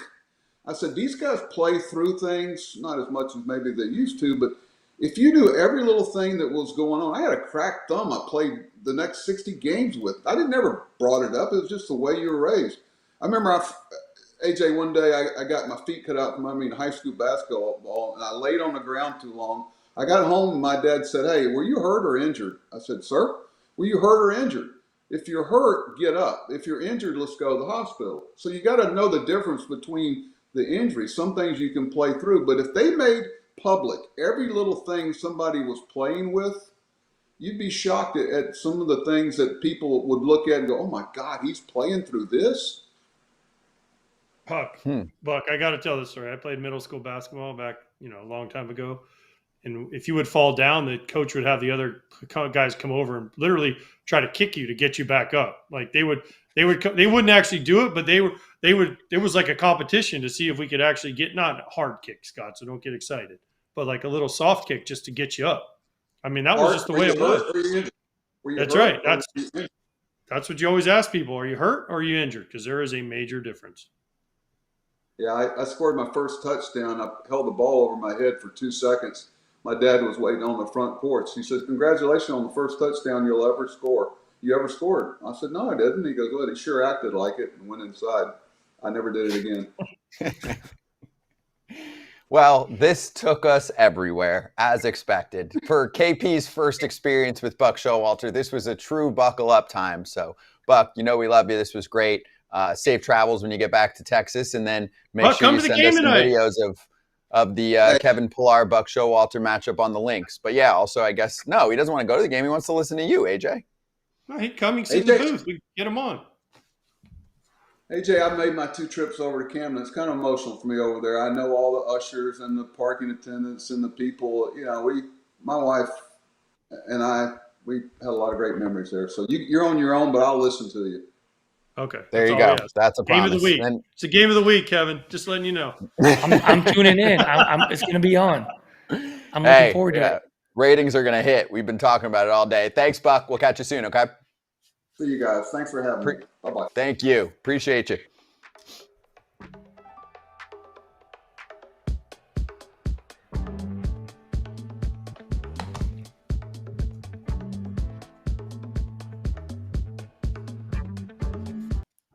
All right, so hold on. I got to ask Kevin. I know we're going to go, but how was your first buckle up? Because was I right on with what I told you? Yeah, I said he's going to start asking questions. You're just going to hit up all over the place. That's everything, and I thought it would be in more. I mean, that's a great guess. That's just a segment you have to, block out of time, and there's got to be really no agenda. You just got to let kind of Buck take the lead. Maybe that's what that little him driving in the car kind of symbolizes. Just hop in, let Buck take this thing where it needs to go, and you're going to get some great content out of it. It's exactly what I would expect if you're on a drive home from work or a road trip, and you just let that thing run. That is the perfect time killer when you've got a ride that you're not looking forward to. You do that for 25 minutes and you're like, damn, that felt like 30 seconds. So yeah, that was fun. Yeah, it's always kind of interesting when you get to like meet him, talk to him, you'll have this idea of what he is from the other dugout. And I always thought he was kind of a dick, that maybe his players didn't like to play for him. But I mean, he seems great. He seems like he would love you, care about your family, want to put you in the best spot to succeed. I never got that sense from him, playing against him, because like you mentioned, he was out for blood. He wanted to win. I wouldn't even go up and try to approach him, even though I wanted to talk to him. He deeply, deeply cares. There are some people that I've been fortunate enough to work with after they're playing or managing, and he is on a short list of guys that like will call, text, even anyone they're working with just to talk about the game, right? Like he's sitting at home and he'll reach out to me, AJ, anybody else, right? And just want to chat about the game. Those are the best ones, the lifers that really have like such a grip on the sport and passionately care. And this is the conversation that we would have AJ on the phone with him for half hour. So we bring it on to the show. Yeah. The front that you saw, KP, is not what he is. Yeah, he'll reach out to you and just say like, hey, I was watching this the other day. What do you think about this? And I'm like, Buck, like I'm in the middle of doing something. He's like, you don't have 5 minutes for me? And I'm like, okay, Buck, yeah. And then 20 minutes later, you're like, crap, I was in the middle of something. But it's a great combo. There's also the flip side to it. There's been, managers on the other side that seem like, oh, they're so cool. They'll come up, talk to you during the BP, and then you talk to the players and like, we hate playing for this guy. He's the worst. So I guess it's a lesson on not judging your book by its cover. And, I feel like now getting to know him just in that short segment, maybe he's, one that got away. I would have loved it for him. Yeah, I think you guys would have gelled. It's funny. It's like he'll make that phone call and he'll be like, yeah, I just got off with Manny. I'm like, Machado? He's like, yeah, I wanted to ask him about it too. I'm like, doesn't he have a game coming up? It's good. He's got everyone's number.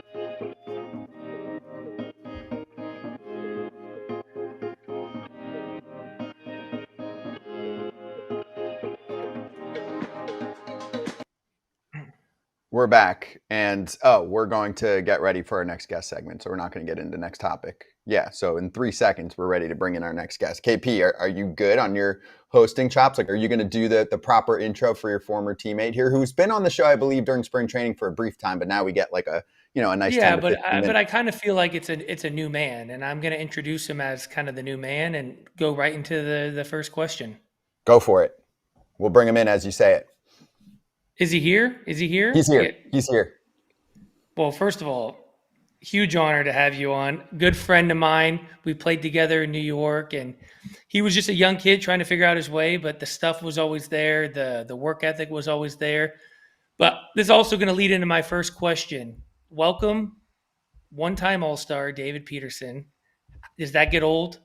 Hearing that? What is that feeling like when someone refers to you as an All-Star? Because I never got that opportunity, and that's never going to be taken away from you. And the second part is, you're a father of a 3-year-old and a 1-year-old. What's that experience like taking your kids to an All-Star game? Yeah, I mean, thank you guys for having me, KP. Obviously, thanks for bringing me on. And no, it doesn't get old. I think, as kids, we watched the All-Star game growing up, and you watch all the festivities, and so to be able to be a part of that, be around some of the other guys, obviously go with a couple of my teammates was very special. And yeah, I mean, I think, being able to take the whole family was awesome for them to experience that. There's a lot of moving parts, kind of getting in late, but really enjoyable. And yeah, I mean, going back to, watching it growing up and stuff, I think one of the best memories I have from that weekend is having my son on the field for the home run derby and sharing that with him. AJ, show him your show and tell. Yeah, look, so since I knew that your father was big into the horses, I requested a hotel room that had a gigantic horse head behind me. You see that? I thought you were doing that because of the innings. That's Seattle Slew. No, that's Seattle Slew. Yeah. That's beautiful. That David's dad used to work with back in the day. So I had him mounted on my wall here before. I requested this room just because you were coming on. And by the way, yes, it's also because of your innings that you've been pitching, because we've had Carlos Mendoza on here a lot of times. And let me say this, if it wasn't for you, if your bullpen wasn't tired, they are thanking when you pitch every 5th day, because they're like 6 innings, 6 innings, 6 innings. Oh, we get a 7 spot, an 8 spot. Yes, Peterson's pitching today. We might get a break today. So your team is also thanking you too. Well, I appreciate that. Hey, big deal. Yeah, David. So on that, there are few pitchers that are going super deep into games these days. It's no secret. What have you learned about how to get there, right? From keeping your stuff up to keeping hitters off balance perspective. Yeah, but I think there's a lot that goes into it. The health being the first thing, and then if you're healthy and everything, you're going to be able to have the opportunity to go through the lineup a few times, and so being able to navigate that and continue to get better in my career has been great. I think it's something that we always want to do, and being able to learn from some of the guys that I did. I'm pretty blessed, to have. Phone call. They just turned the lights off. They brought the food. We got to turn the lights off. No, we got to get producer lady to tell them to put "Do Not Disturb" on their phones. Oh yeah, that is a good idea. All right, he's back. Keep going. We got you. Yeah. So I think I had a lot of guys that I was able to learn from, guys that throughout their career have gone deep into games, have thrown a lot of innings and had a lot of success, and a lot of guys that are in that Hall of Fame talk, and in my opinion should be in there. So, I think just trying to take everything that I can from them, and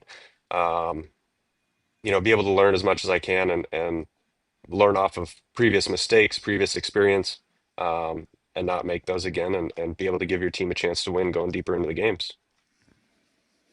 Yeah, I mean, it's great to hear because, we played together, but then I got a chance to face you the next couple of years before my career was over. And you were always one of those guys we would go into a hitters meeting and talk about, and it'd be like, you'd see the numbers, you'd have a 5 ERA or upper 4s ERA, and you'd be like, the stuff does not match the ERA.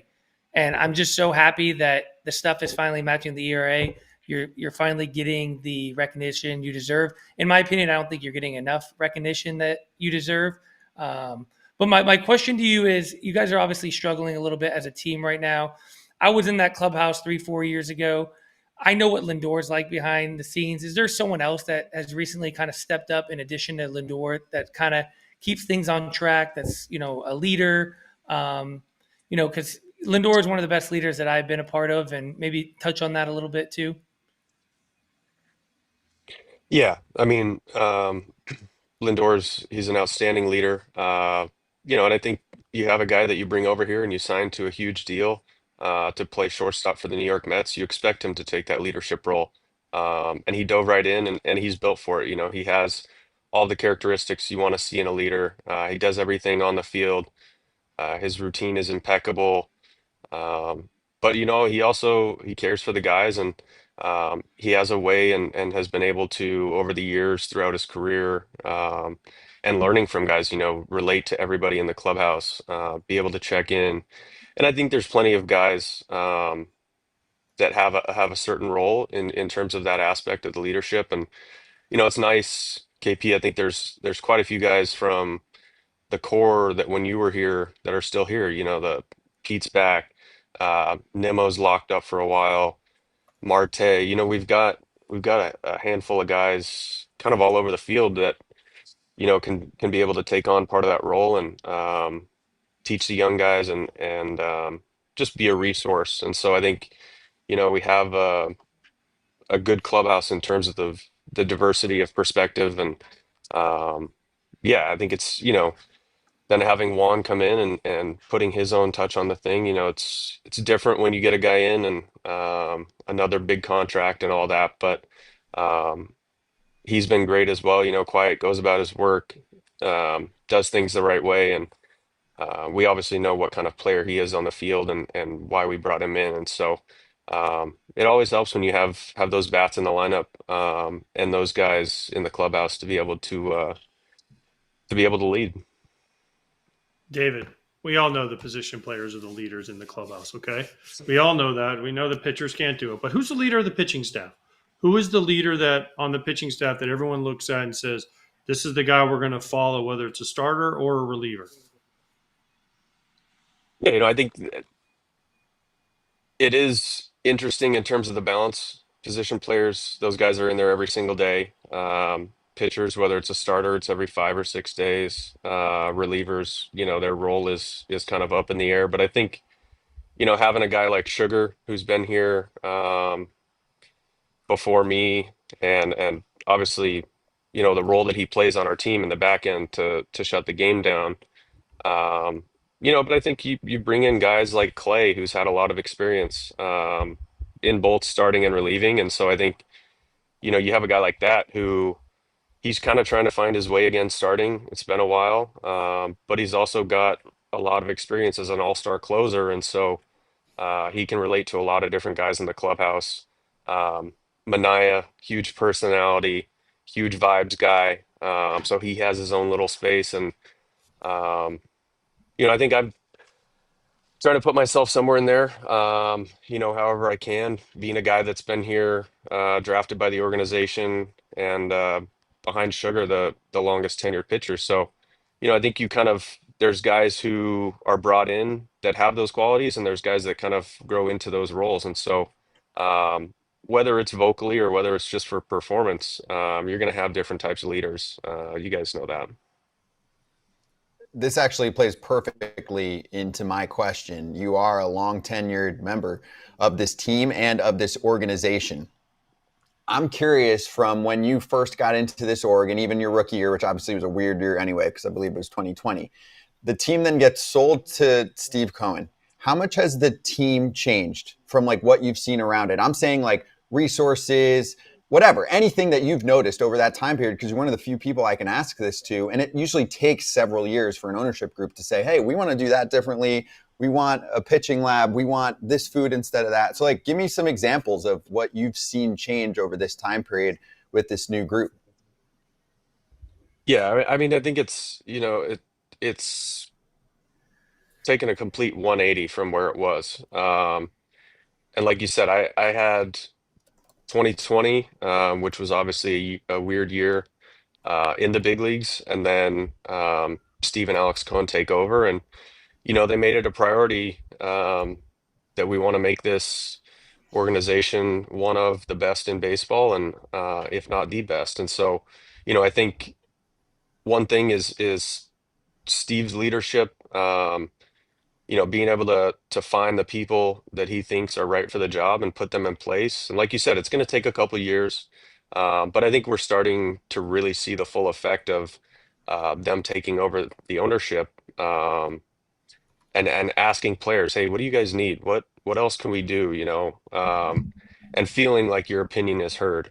Sometimes, I think people ask those questions and kind of falls on deaf ears, but in my experience, whenever they've asked anything, whether it's what do you guys need, how are you doing, there's genuine thought behind the question, and we've seen it, and being able to work with the staff that's here. Hey, what have we done well, where do we need to get better, and really attacking those areas. And so I think it starts from the top, and it's trickled down in terms of who they've brought in.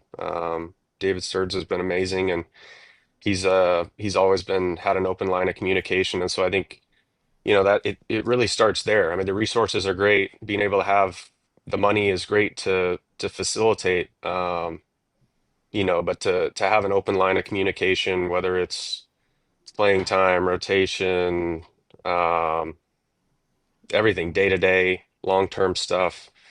Um, Steve and Alex have done an amazing job. Alex, I mean, I can't speak enough on what she's done for the families, for the wives. Because they understand how much they play into the role, and how much easier they make our lives, by doing all the things and taking care of everything they do on the home front. All right, so I can't believe you have an open line of communication with Mendy. He's just so hard to talk to. Every time we have him on, it's just so hard to talk to Mendy. It's just like, geez, this guy's impossible to talk to. But I want to know what you asked for. What's the one thing David Peterson went to the Cohens or went to David Stearns and said, I need this? I didn't really do that. I was still Oh, come on. If you have an open second or line, you third should have been year. like, I want my own hot tub on the plane, or I want my own masseuse on the plane. Something like, you got to ask for something.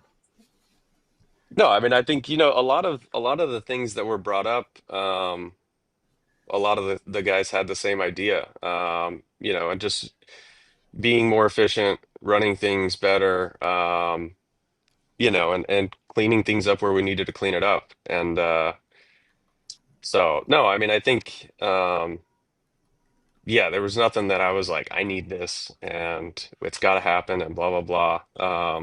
But I think, talking to some of the other guys and having some of the other guys, that were directly involved in getting some of that stuff done. They took the pulse of the clubhouse and saw what was most important. Yeah, I got one more question. I love fluffing up my teammates, and I have a scale. You can always be a good teammate, but the definition of a great teammate is a guy when you make a tea time with him earlier in the week and you get into a city late and that person doesn't bail. And that's you, my friend. You never bailed on a tea time.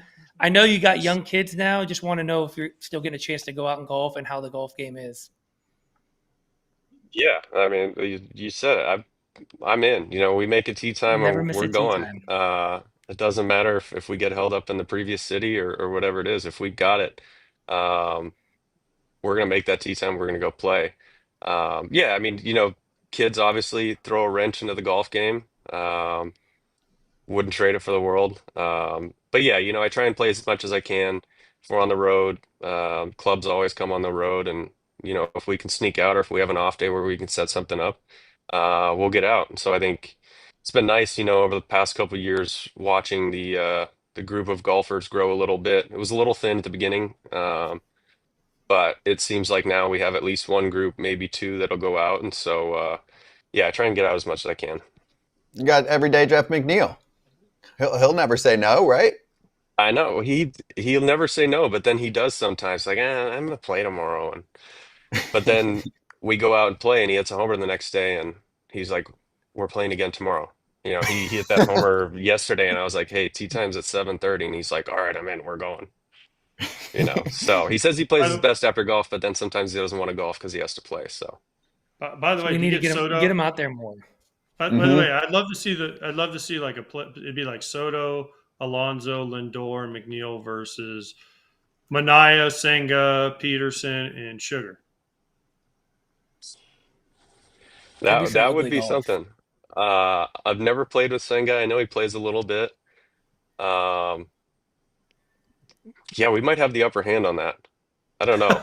They've got the best player on the team. I will give that to Jeff. But the other three, I don't know. I could see Soto being sneaky. I could see him somehow being just a ringer. But talking to Pete and Lindor, I feel like we could take care of them pretty easy. There you go. Well, David, this was awesome, man. Thanks for stopping by. Appreciate the time. Obviously, KP was very excited to have you on, so enjoyed the combo. Keep doing your thing, man. We'll talk soon. Good to Thank see you you, guys. I brother. appreciate it. See ya. Keep doing it. Thank you. All right, T-Fam, we'll be right back. That's David Peterson, Mets All-Star.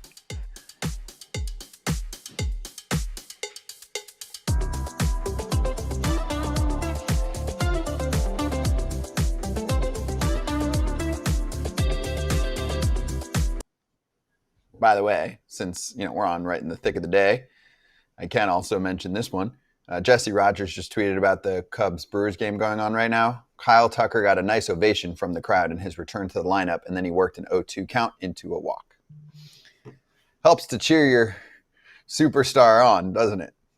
Doesn't hurt. And the timing, remember the timing, Scott, the timing. Remember the timing. All of a sudden, they're like, oh, he was playing hurt. We respect that.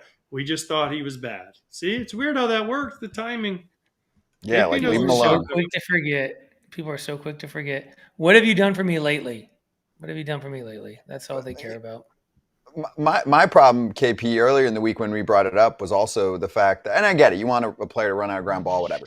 But every Cubs fan you talk to wants him back next year.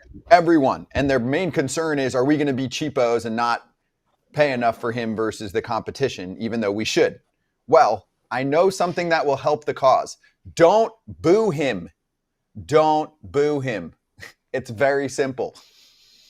Yeah, I mean, I'm not like a scientist, a math major, but that makes a lot of common sense. When you're a free agent of the caliber of a Kyle Tucker, it never happened to me in my world, but when you're actually a free agent of that caliber, you actually get to choose where you want to play. Fan base, city, the way they take care of your family, all those things factor in. Obviously, dollars and cents is probably the number one thing for most people, but all those other little things factor. If I'm a Kyle Tucker and I'm playing the worst stretch of baseball in my career and I'm still getting applauded, supported, loved on by a fan base, why would I ever want to leave?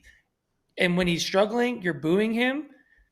It makes you think. It'll be interesting. But good for them for doing it. And obviously the Trey Turner thing a couple years ago kind of, changed, everyone's sort of perspective on, hey, if we actually encourage a guy when he's sucking, maybe he'll play better. And, good for Trey Turner for having players' backs around the league of, starting to play better. So hopefully that's the start of something big for Kyle Tucker, because the Cubs need him. Kyle Tucker needs this for his free agency, but ultimately he's going to be fine.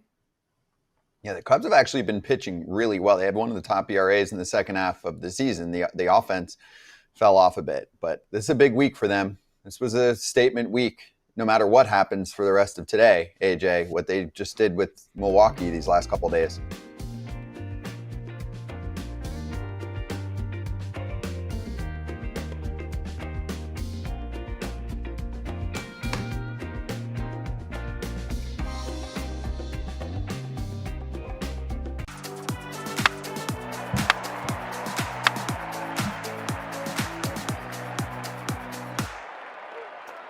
Better than box scores. Let's hit a game or two from the past 24 hours.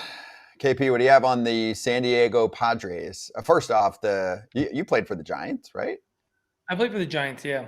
Yeah, they're going through it this year, and we had Ann Killian on yesterday saying, she's watching every inning. Like, this is a lifeless-looking situation. Most of the team is intact. It's not an injury issue. It's just, I don't even know if it's underperformance. They're just not good enough. Whatever it is, right? So the Padres beat them up yesterday. They've got the same format going. Starters have rebounded since the weekend series against the Dodgers. JP Sears actually pitched really well for them, which could be a sneaky pickup. And then while you're talking about them, we can get your appreciation, Superman, on this Fernando Tatís Jr. catch, because he is special out in right field. I remember a time when he was shortstop and people were like, don't move him off shortstop. And now everyone's like, it was okay to move him off of shortstop. It's kind of crazy. He could probably be a center fielder too. I mean, just a freak athlete, but just an unbelievable play, and I know there's been a lot of talk about, the lack of power that he's had at home plate. And, I wasn't a guy who hit a ton of home runs, but he kind of took a page out of my book. If I can't hit him, don't let other people hit him. And that's exactly what he did right there.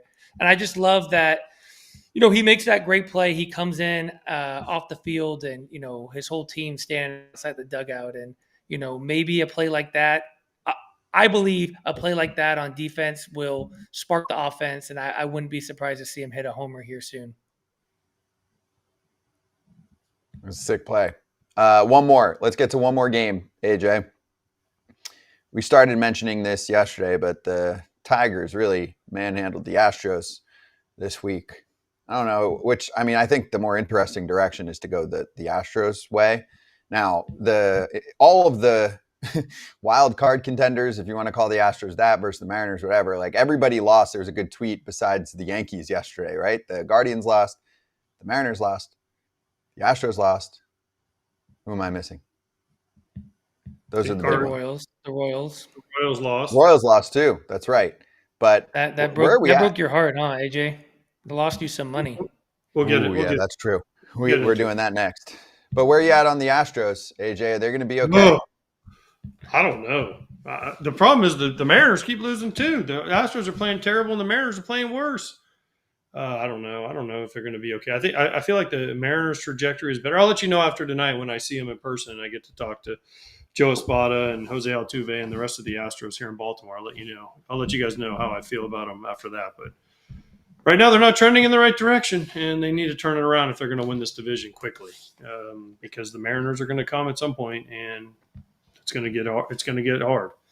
Yeah, I don't want to go series by series, but I catch a lot of flack sometimes when I say that I feel like the National League is far, far better than the American League. And I do this in my power rankings when we do them once a month, KP, and fans get after me. Oh, I'm like trying to bait people into blah, blah, blah. Watch the Phillies-Mariners series. And I'm not saying that like the Phillies are worlds better and the Mariners can't beat them, but it was NL dominance execution in my mind, from starters to relievers to the bats, the whole deal. And the Mariners are good. It's just the Phillies looked like a powerhouse the last few days. Phillies are good. I think they are. I mean, if we were to do power rankings today, even with Zach Wheeler potentially being done for the year, I mean, I'm putting the Phillies in my top 3. I can make an argument that they're the best team in baseball. Just we talk about the intangibles. We talk about a team that's tight, the chemistry, wanting to play for each other. And then even with a Zach Wheeler out, you look at their rotation. It's still super deep. They have, a potential Cy Young Award winner in Christopher Sanchez. They got a really, really good bullpen too. I mean, and they have an elite closer. So, and, arguably one of the best players in baseball playing first base for them. So, you can make an argument they're the best team in baseball. No doubt. No doubt. You can listen, the National League, I've been saying it all year. There's at least 4 or 5 teams you can put in the National League before you get to an American League team as far as strength of teams. So the National League's a gauntlet. The American League is wide open. They're both kind of wide open because it's just different quality. Now, could an American League team win the World Series? Absolutely. But if you're gonna take the best American League team, whether it's Detroit or Toronto or whoever you want to throw in that list, and you put them in the National League, I don't know if they can survive running through that the way you can in the American League. Mm-hmm. All right, we're stepping aside. We saw it last year with the Yankees, right? The Dodgers went and throttled them in the World Series. I think the same case is happening right now, but we'll see. We're swinging back to go over the Red Sox-Yankees series for the TV crowd. AJ saying bye, and he'll see you in Alabama.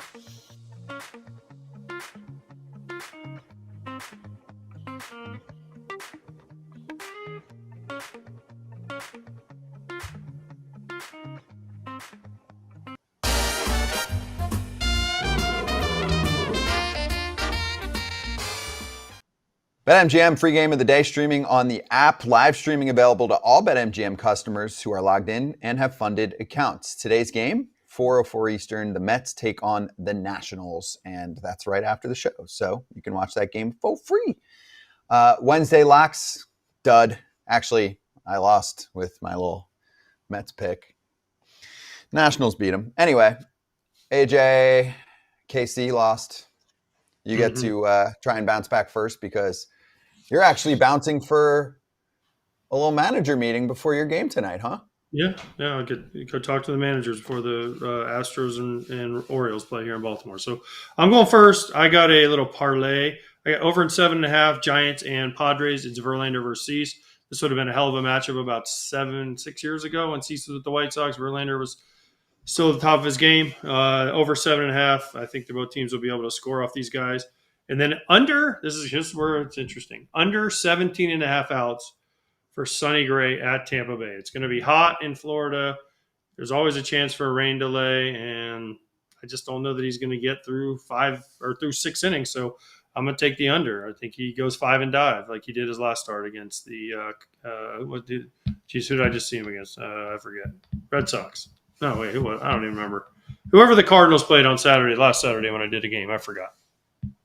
Yankees. It was Yankees. Yankees. Yeah. He went 5 and dive. Yep. So this is the next one. Okay. Yes. So we'll see what happens. All right. Good luck to you. We got about a minute, but AJ, we're saying bye to you. So have fun in your manager meeting, and then safe travels for your 9 flights, and then we'll see you in Alabama. I know you were bagging on the weather there, but I'm here in Texas and it's been nothing but hot. So I would say enjoy the nice weather because I'm about ready for the heat to be done. The amount of projects I do outside and just grinding in the 100-degree humid heat, I'm looking forward to the fall. So I'm in San Diego this weekend for Dodgers Padres, and then I go Chicago for the boat cruise, last one. And then that doesn't suck, San Diego. I mean, talk about perfect weather year round. And then Kansas City. So quite the realignment. I need realignment.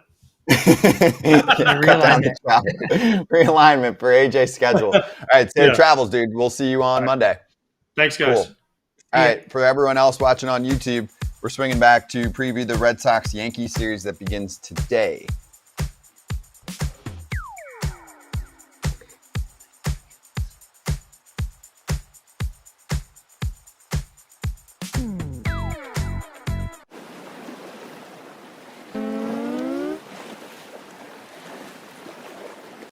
Looking ahead, this is a big series. The Red Sox take on the Yankees. It's a 4-gamer, and we have a perfect person to talk about these two teams in Kevin Pillar, who played for the Blue Jays for a long period of time. What do you have for us on the Yankees and the Red Sox this year? Yanks picked up a win against the Rays. A little shaky from Devin Williams to close it out in extras, but they put on a power show down in Tampa, their spring training home. For the Red Sox, there was some disappointment for them this week against the Orioles, so they'll try to bounce back against the Yanks. What do you think?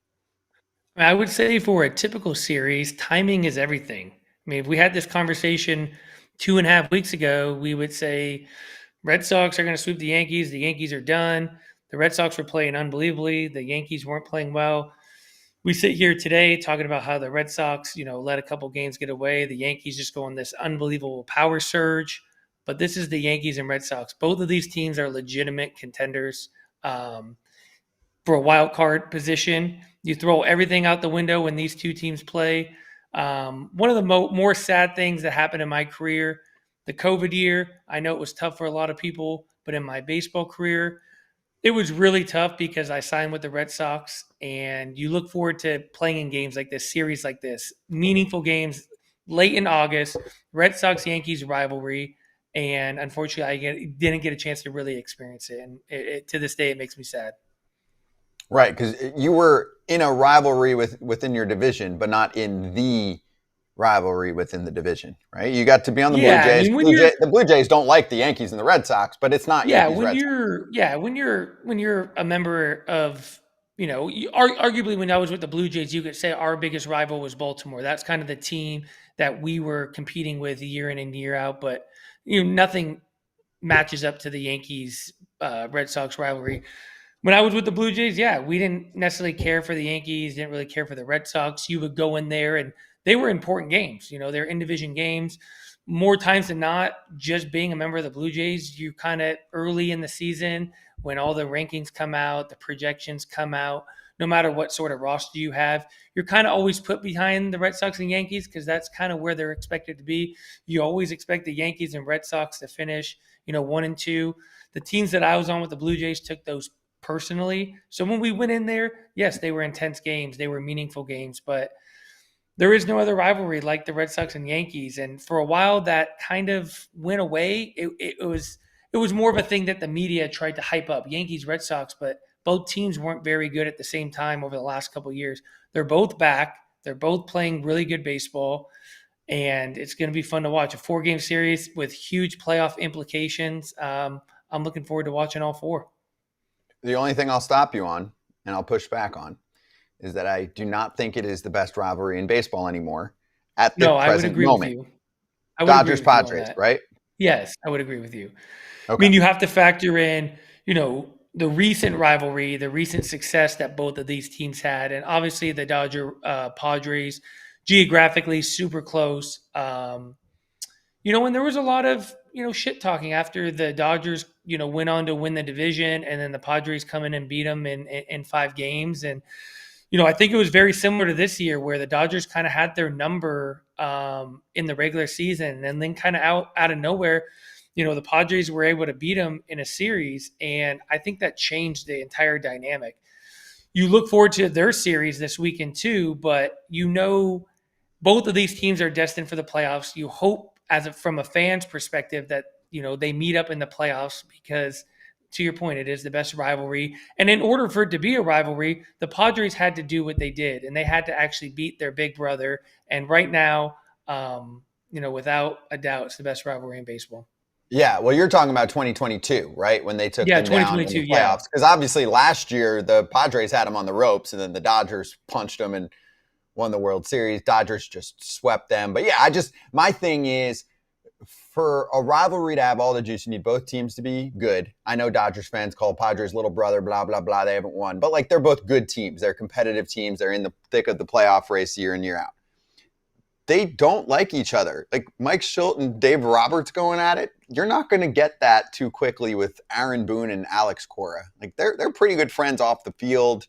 they worked together broadcasting before this. So, of course, they want to beat the crap out of each other's teams. But I think the Padres-Dodgers hate is as real as you can get for 2025. Beanball, the whole deal. Maybe that comes back eventually with the Red Sox and Yankees. It's not a thing right now. It's just two good teams, competitive, fighting for wild card spots because your old Blue Jays are ahead of them, and they need to keep winning ball games or somebody behind them could pass them.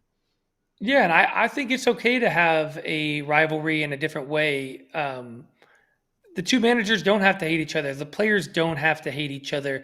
They just both have to be really good teams, and they both kind of have to be historic teams, kind of like the Yankees and Red Sox. So as exciting as it is to have the back and forth banter between Padres manager, Dodgers manager, the players, referring to each other as little brothers or, stepsons or whatever they want to call each other. That's also exciting. But I think with where both of these teams are at, the only thing that really matters is when you look up on the scoreboard and you see those two teams right next to each other fighting for a wild card position. Ultimately, they're still trying to win the division. So these games are really important. And to your point, if the two managers like each other, they work together, that could change in a hurry. One up and in pitch, one errant throw to an Aaron Judge or a Trevor Story. I mean, you throw all the friendship out the window in competition.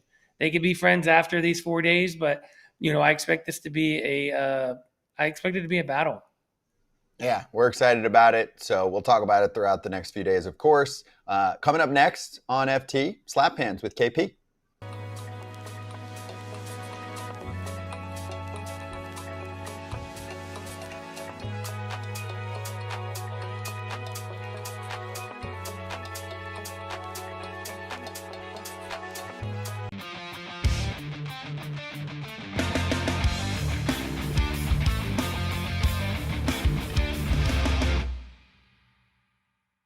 What's up, FT Nation? All my gamblers at FT Nation. BetMGM, what's happening? Let's get that BetMGM money today, baby. I'm feeling it, okay? Because the Dodgers are not losing 2 games back-to-back against the Rockies, okay? So we're going to take them in the money line, number 1. Second leg, we're going to take the Houston Astros up against the Orioles at home. Young, 6-something yard. He's going to get shelled today. Look for a lot of runs to put up on the board today for the Houston Astros. So let's take them in the money line. Let's parlay them together, get a 2-leg parlay going for today. Let's put 100 on it. We get plus 167 on it. And let's get that cheese, baby. Good luck, Pap. And looks like you just had a good workout, too. So he's all fired up. KP, what are you doing tonight? Yeah, I'm going to take a page out of Pap's book. I mean, it's probably the reason I don't bet a lot outside of this show in real life, because big risk, big reward. I can't sit here and just take a very simple bet. So I'm taking the Padres money line, and I'm pairing that with the Yankees money line. I know I just talked about, who's playing better doesn't really matter in a rivalry like this, but I am tending to lean towards the Yankees are playing a little bit better right now. So I'm taking them in the money line. Okay, I'll go Orioles money line minus 115 to win a hundo. And it's Brandon Young going up against the Astros again. He was carrying a perfect game pretty deep into his last outing against the Astros, who have been quite punchless lately. Alexander on the other side for Houston actually pitched well against Baltimore last time. But Orioles are playing good ball right now. They've won 6 of 7. They're in that fun spoiler role. And this is why when I go schedule hunting at the end of the year, I don't just look at strength of schedule, winning percentage, blah, blah, blah. I want to see where the teams are at. I think Baltimore's playing well, so I'll take them for a dub, and we'll see what happens. Good luck to everyone on their picks tonight. And also, BetMGM is, of course, giving you a chance to win a prize every single day during the baseball season with their Swing for the Fences game. Go check it out within the BetMGM app to access the game, and you score a prize, which could be a bonus or a boost token if you get yourself a single, double, triple, or home run. Check out more details within the app. If it's an out, all good. Try again the next day. Gambling problem or concern, call 1-800-GAMBLER. Coming up next, a story that just came out during the show about what you need to do to acquire All-Star tickets in Chicago if you're looking for them now.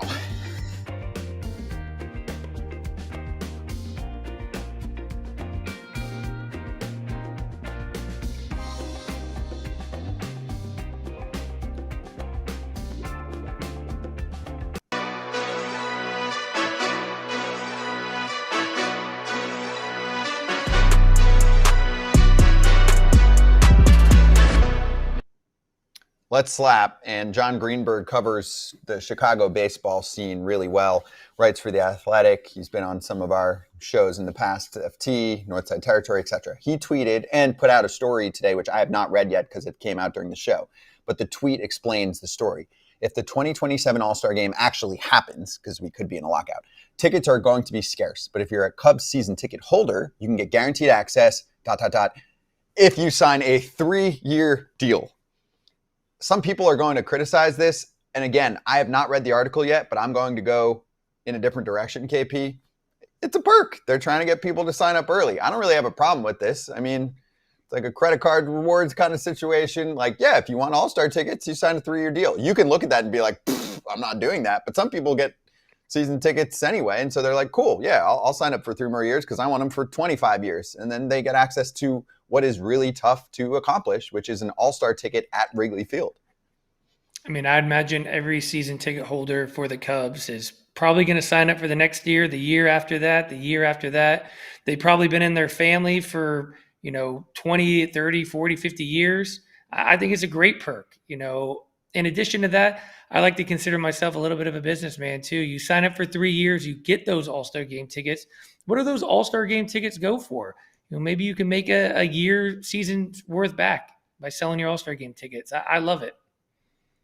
Right, that is true. If you know you're going to be a season ticket holder and you want to try and make some of that money back on your seats, you can work it that way. Of course, obviously, you're paying for 81 home games. It doesn't math out quite that way, but there are ways to sell some of your big games and your All-Star tickets to balance things out. Some people do that. I'm not smart enough to handle all of that. Point being, this actually didn't surprise me one bit. You're not just giving them out like it's nothing. It's hard to find good All-Star tickets. So anyway, I mean, is it even going to happen though? Is the question. Does it even matter? Boom. Well, I have a lot of thoughts there, but we're out of time.